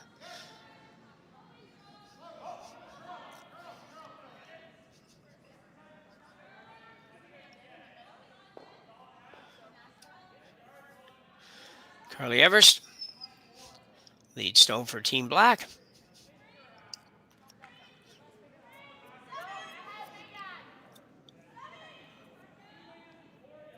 Throwing the out-turn freeze.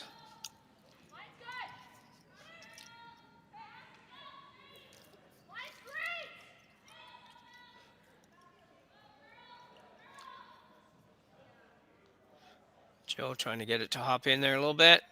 She will.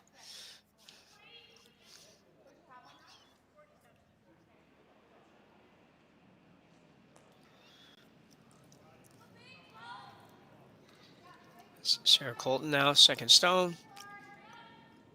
Her first, but she's thrown as the second. Either the very same shot again. So we're a little heavy last end. Certainly don't want to be heavy here.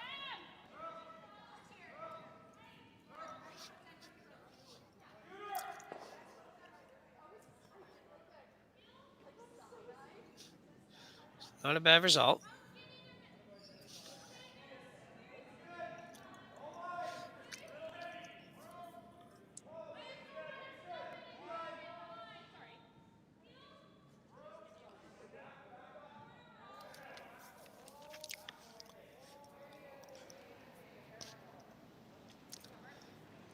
Riley Powers now trying to clean things up a little bit for black. We're on the 6th stone in the end, so they can now hit everything in front without having to worry about it.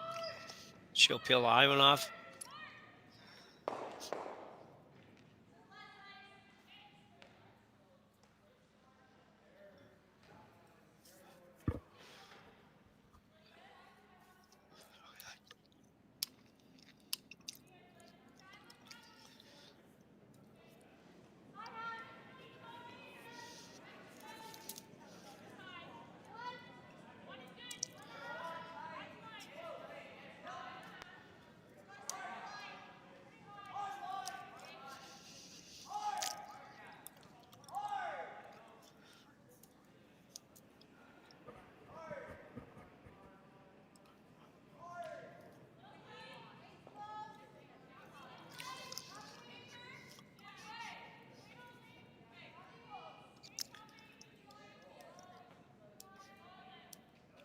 Another cleanup attempt for Riley Powers. She'd like to get 2. She'd like to get both the reds here if she could.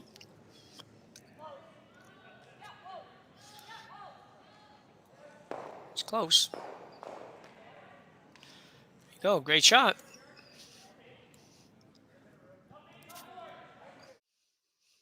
Gonna have another look. Has to hit about 2/3 of this red.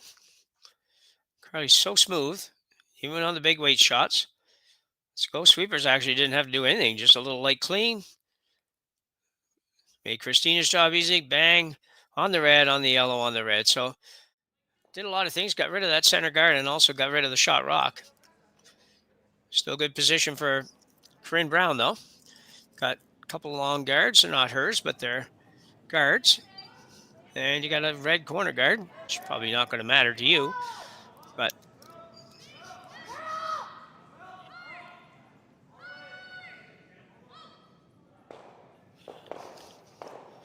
good shot. Looking for a roll, but Christina definitely looking for a roll.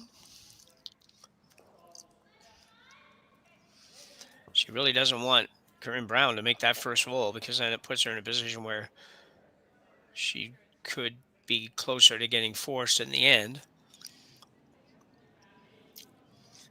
Joe Brothers.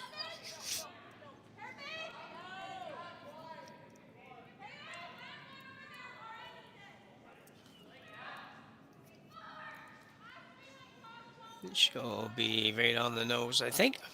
She will. Well, again, as the rock edges its way up, at least somebody gets a roll now. It's still got lots of the house to work with for the opposition, whoever it is.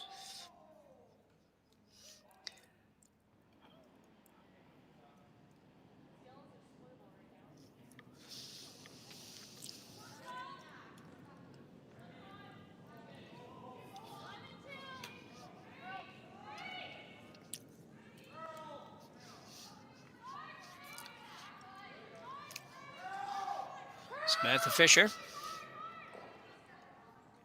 Not quite, but close. There's not a lot of room. The problem there is that it is pretty straight on hits, and there's just not a lot of room to jump those earlier. Anything, you got to make sure you miss the guard, whichever guard it is.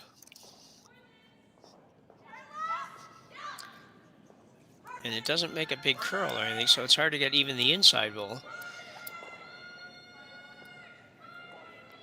Maybe on this one, although she's going to be really close to her own guard as well, and she will probably touch that, end up with what it looked like it was going to be all along. So fortunate for Jill that it didn't hit a little bit more of the yellow. Christina laughs a little bit in the background with her.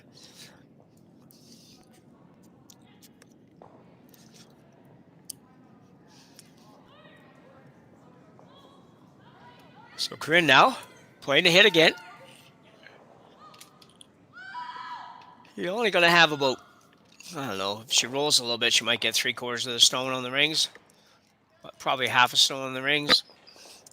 It'll be interesting to see what Christina's shot is at that point. If she hits this right on the nose again, it will be hard not to hit it. But at the same time, if you hit it, then you're definitely not going to be on. And Corryn has the guards to come around and put you in a bad spot. So Christina may be forced with having to go first kind of thing.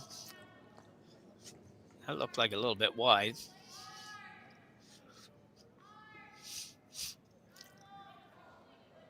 She's going to be okay. She might get the same thing Jill just did, and she will. Not enough. As we said, the struggle continues for Corryn Brown on those hits. That one was, I can tell you right now, though, and we don't get to see all the releases, but that was definitely a set, and on a sheet that right now doesn't take well to setting hits. You cannot do that. You get away with that sometimes on swingy ice, but just can't get it back. And she just didn't get the favorable tick that Joe Brothers had just gotten on the shot previous for Team Black. She got the tick, but it's just a little too much. She hits a hair less of that. She ends up with the exact same situation that Jill ended up in.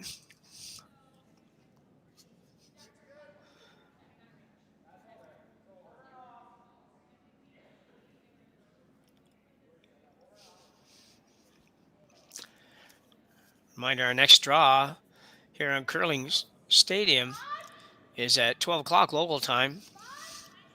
So that'd be Central time, I guess. 1 o'clock Eastern and 2 o'clock here on the East Coast. This rock not curling very much.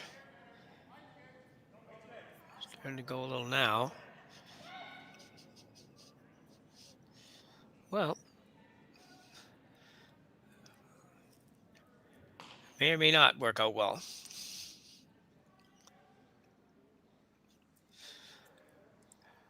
Been a bit of a struggle, I think, for the teams generally to quite figure it out here today.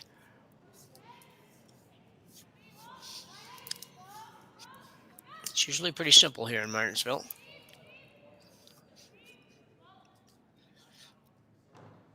I say simple, that doesn't mean not anything but good. It's been great. It's always good ice, sometimes great ice. Most time great. We were really lucky actually in all the buildings we go to with Curling Stadium. It's ice conditions are almost always really good. Just if they're not as good as the arena settings, they're very close.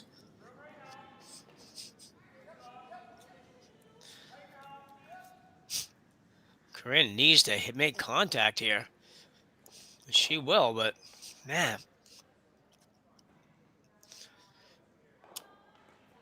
She's going to have to figure that out,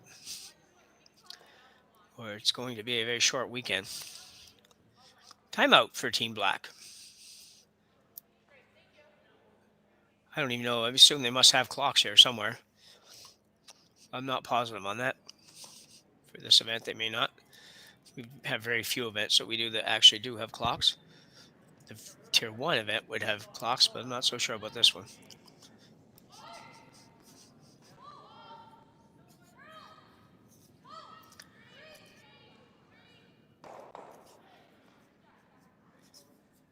And there will be 2 games broadcast on Curling Stadium at noon. We're hoping to have commentary on both of those. We definitely have it on one because I'm doing one of them. And we're just trying to line somebody up to do the other one. Tuesday during the week, during the day, not always the easiest time to find commentators.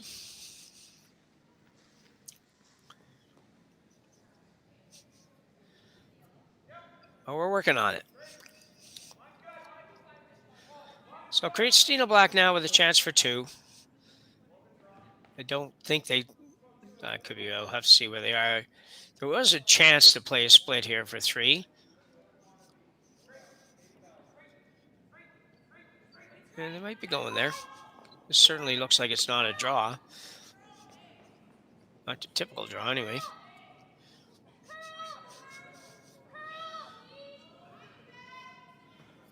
Needs to curl. Needs to curl. We'll miss that one, but hit her own. So it works out okay. Christina Black will pick up 2 here in end number 7. And she will go to the 8th end, maybe not final end, but 8th end, up a couple when we come back from the break. Hey, Mark, you ready for this game tonight? Yeah, I'm excited, man. Cupsy, what are you doing over there? Don't worry, boys. Was just on AztecSafety.com, took a fire extinguisher safety course. Paul, I'm putting out the fires from now on. Woo!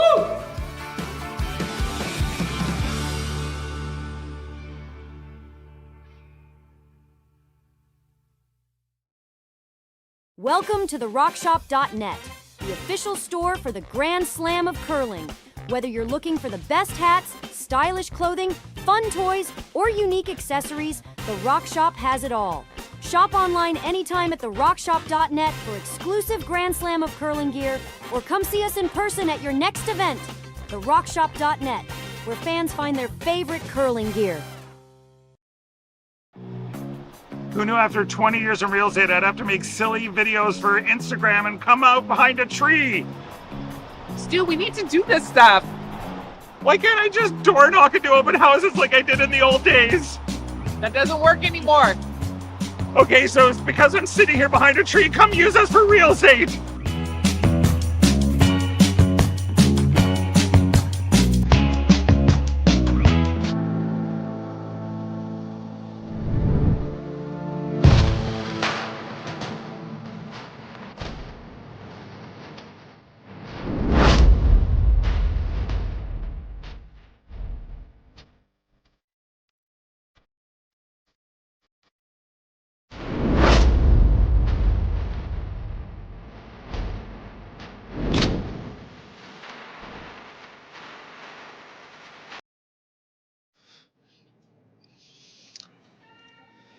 So, 8th end coming up here in this match between Christina Black and Corryn Brown.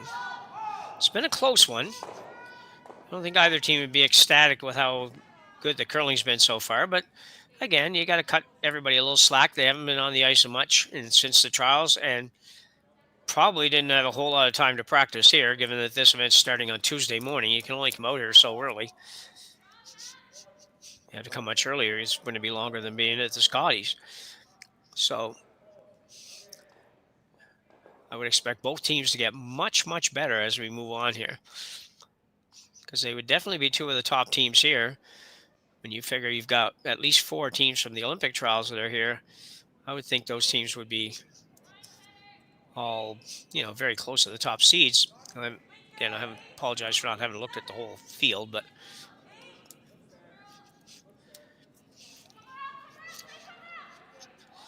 so Carly's first goes in the house.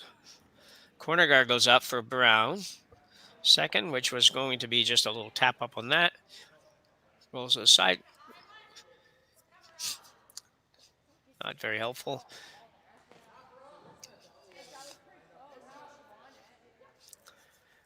Corner going up on the other side now for Brown.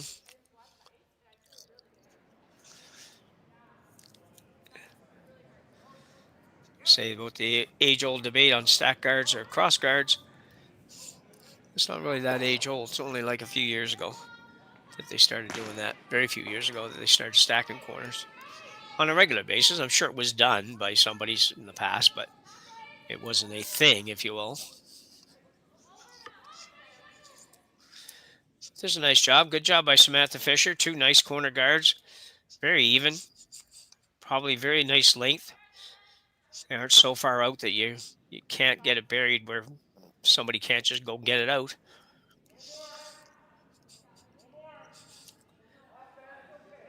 Marley Powers can't peel anything yet. Or can't peel, I shouldn't say anything. If you had one of your own out there, you could peel it. But you can't peel those corners yet.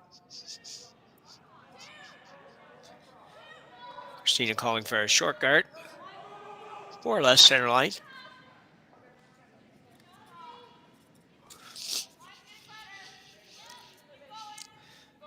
Weathers, Carly Everest.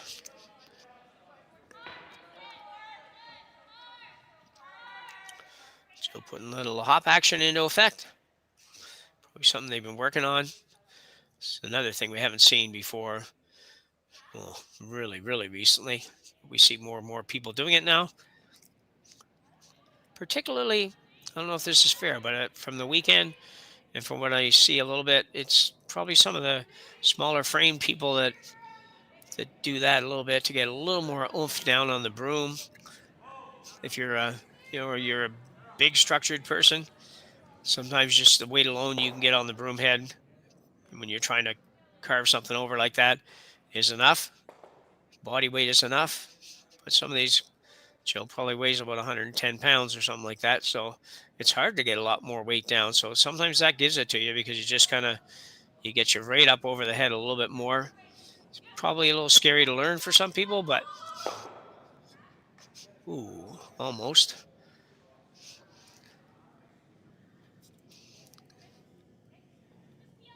This is another shot that I just don't totally understand. I get you're down 2 width, so I'm okay with removing that stone. You're going to have to probably do some of that, but why do it with that weight? Why not do it with something else that keeps a rock around, even if you're rolling off to another corner somewhere? I just not sure I get that. That was like peel weight. Now, I know she's probably trying to move 2 yellows or something. I don't know, but regardless, here's a miss too. Another miss.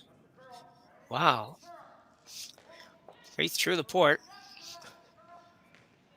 Teams, I think, are just getting fooled somehow here. But anyway, yeah, and I won't harp any more on that. I just think that if you're down 2 points with a hammer, almost anything you play, you want to stay around on.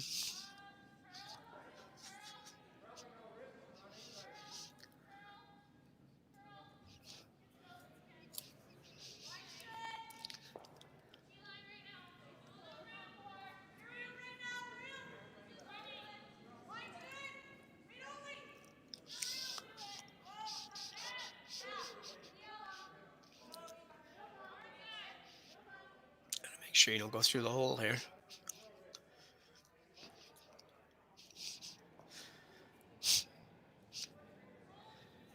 Yep. Didn't need probably not quite that much sweeping, but anyway, wide open in the sense that Marley just threw it right exactly in this spot.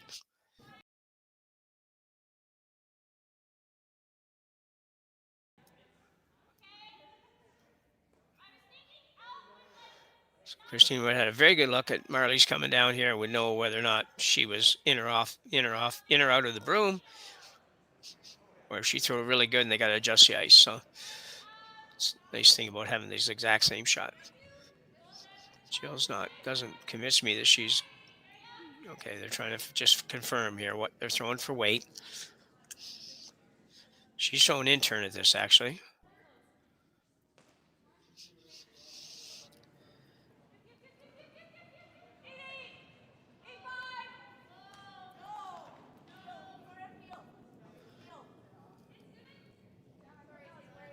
She's going to hit the outside guard. I kind of wondered that. And I guess I don't. I really feel like I shouldn't question every call, but I don't know why you wouldn't throw the same shot that Marley just threw. But anyway.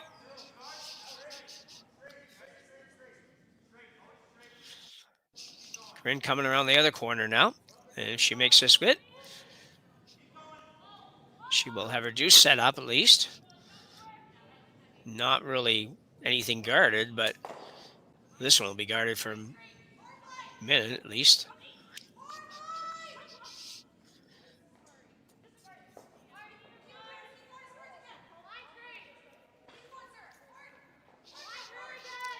This looks pretty good, I think, if it's got enough speed. Will it get there? It needs to get there at least. She will not get there.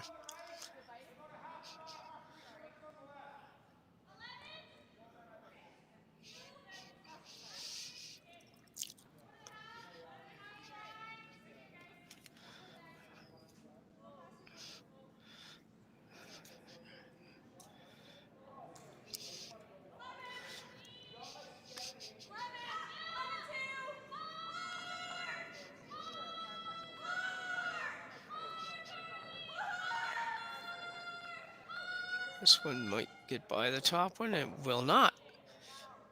Well, so Joe Brothers managed to hit both those rocks. Have another look at this. Didn't throw this real hard, but again, all day, basically our hits have just not curled. So I don't know where that curl would come from. That's a pretty solid weight. It's not big weight, but it's certainly a controlled, normal kind of shot. Unfortunate. Corryn Brown with a definite chance to get this thing to an extra end, but it will take making 3 shots in a row here, which has so far proved to be impossible.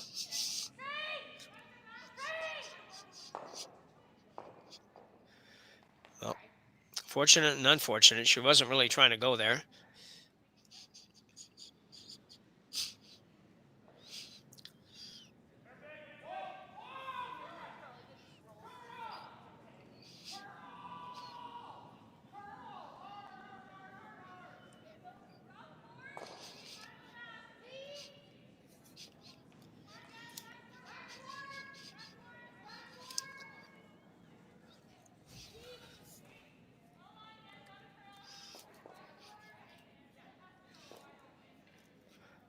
So Christina trying to figure out where the magic spot to put this broom is.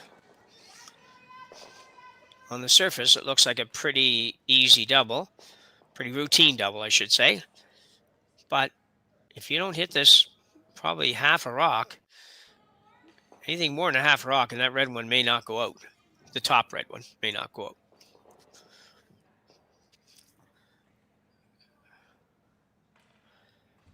Nobody can be super confident right now because pretty much everybody's had their share of misses on shots that these teams don't miss. So Christina's got this on the way. He's got some weight on it.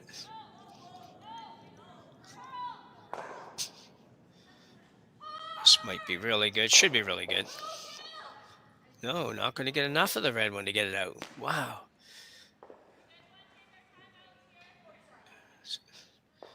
So a timeout now for Team Black, or Team Brown rather, sorry, as they try to figure out for sure what they need to do here. They have a split possibility here is what's probably causing a little bit of their wonderment. I don't think it'd be a bad idea to do that. Try that now. You don't have to do much. If you hit an inch of that rock or a couple inches of that rock, you don't want to hit too much of it anyways. You'll just chip it on. You'll roll into the 12-foot with nothing being really close to the center of the house and nothing really being super dangerous. It's a shot you got to be careful with because you throw, draw weight. I would look at this and say, well, I need to throw probably, T-line on its own kind of thing. So if they didn't have to sweep it, it would be at the T-line. So if it ever goes by that, it still hangs around with no trouble. And like I say, you really don't need to hit very much of it.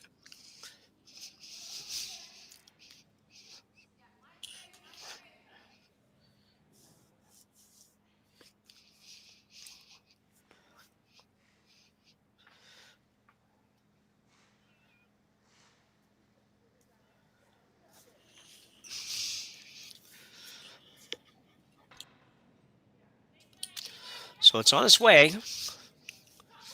See what they can do with this. As I said, you definitely have to make sure you're sitting 2 after this. That's the one thing you have to do. She's going to be very close to making this perfect. And she will. So very nicely done by Corryn Brown. Now, there is a chance for a double. Couple of options. I don't know about that one. Probably doesn't get you there. We're going to have another look here. So you can see Corryn throws absolutely perfect weight for this shot. If it goes by here, once it taps, we'll see. Once it goes by, if it had gone right by, you would have probably been, maybe behind the tee line, maybe back 8 best. So perfect weight. A good roll. You didn't really need to roll any further. I might have liked to hit a little bit thinner, roll a little tiny bit further, but still, So the options here for Christina, from what I see, is you can play the double that looks like she's lining up right now, which would make the double and a roll. To be honest, I don't know exactly where it would roll to, because nothing seems to be rolling quite as far as I think it should. But it would be, you'd be in pretty darn good shape. And if you happen to miss it somehow, you might still get that same roll, or close to that roll. So that would be okay. When I say miss it, I mean miss the back rock, not miss this one here. The other thing she could do, and Christine's very good at this, she could ignore it and come right around the corner or around that center one, play a draw. Probably, I don't know, it's probably 50-50 as to what somebody would pick on this shot to do. Depends, I guess, on how good you're feeling about draw weight and all that goes with that. So Christina Black facing 3 and a potential loss here in draw number 1 in a game that you can debate who should have the lead in this one. But so here we go. Christina Black trying to make a double.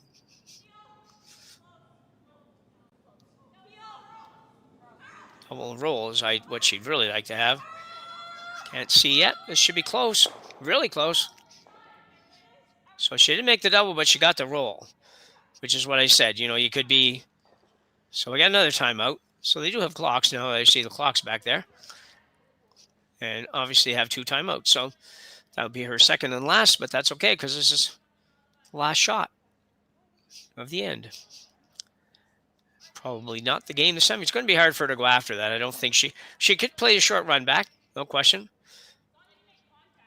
But I think with the amount of rock shots that have been missed today in this one, normally you say, well, let's not go for the tie. But you know what? There's been a lot of misses in this game. I hate to say it, but there has. So I don't know that you need to play the shot. So I think you've got to be feeling pretty good and see how Corryn gets along.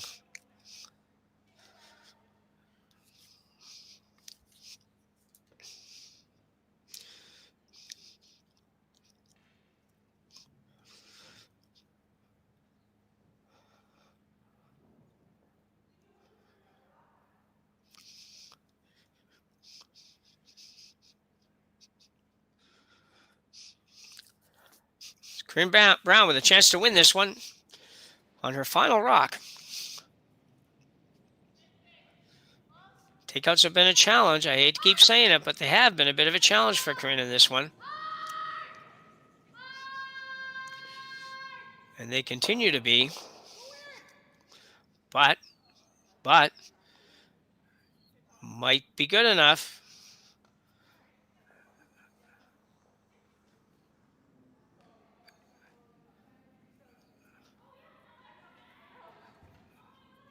So I'm not sure what the final verdict was here. Looks like extra end, I think.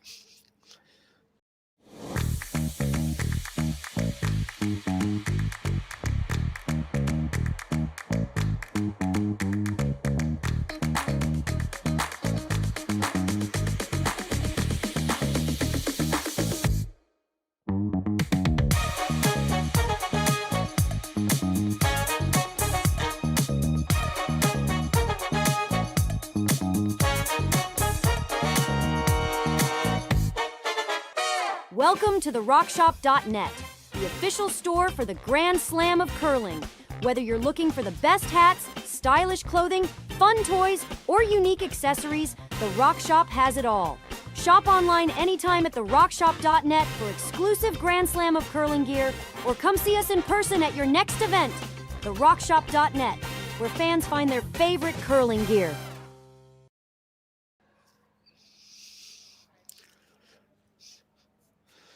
So we're back. So it appears that I've been told that it goes to last shot draw, but it appears that this is going to be a draw to the button for the win. It's a bit confusing, but Team Black, not sure if somebody else has gone or not, but anyway, it looks like this is Team Black's draw to the button to break this tie here in the first round action.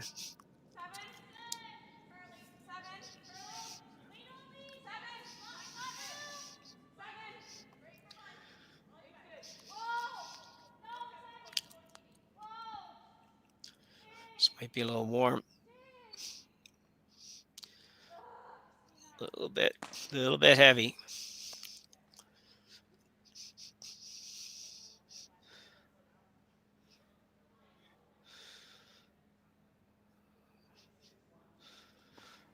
So we have whatever distance that is.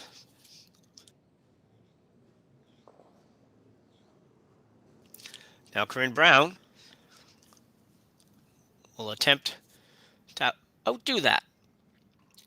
We don't know what it is, but we saw it, so we have an idea where it is. If she bites the 4-foot anywhere, she's certainly going to be shot.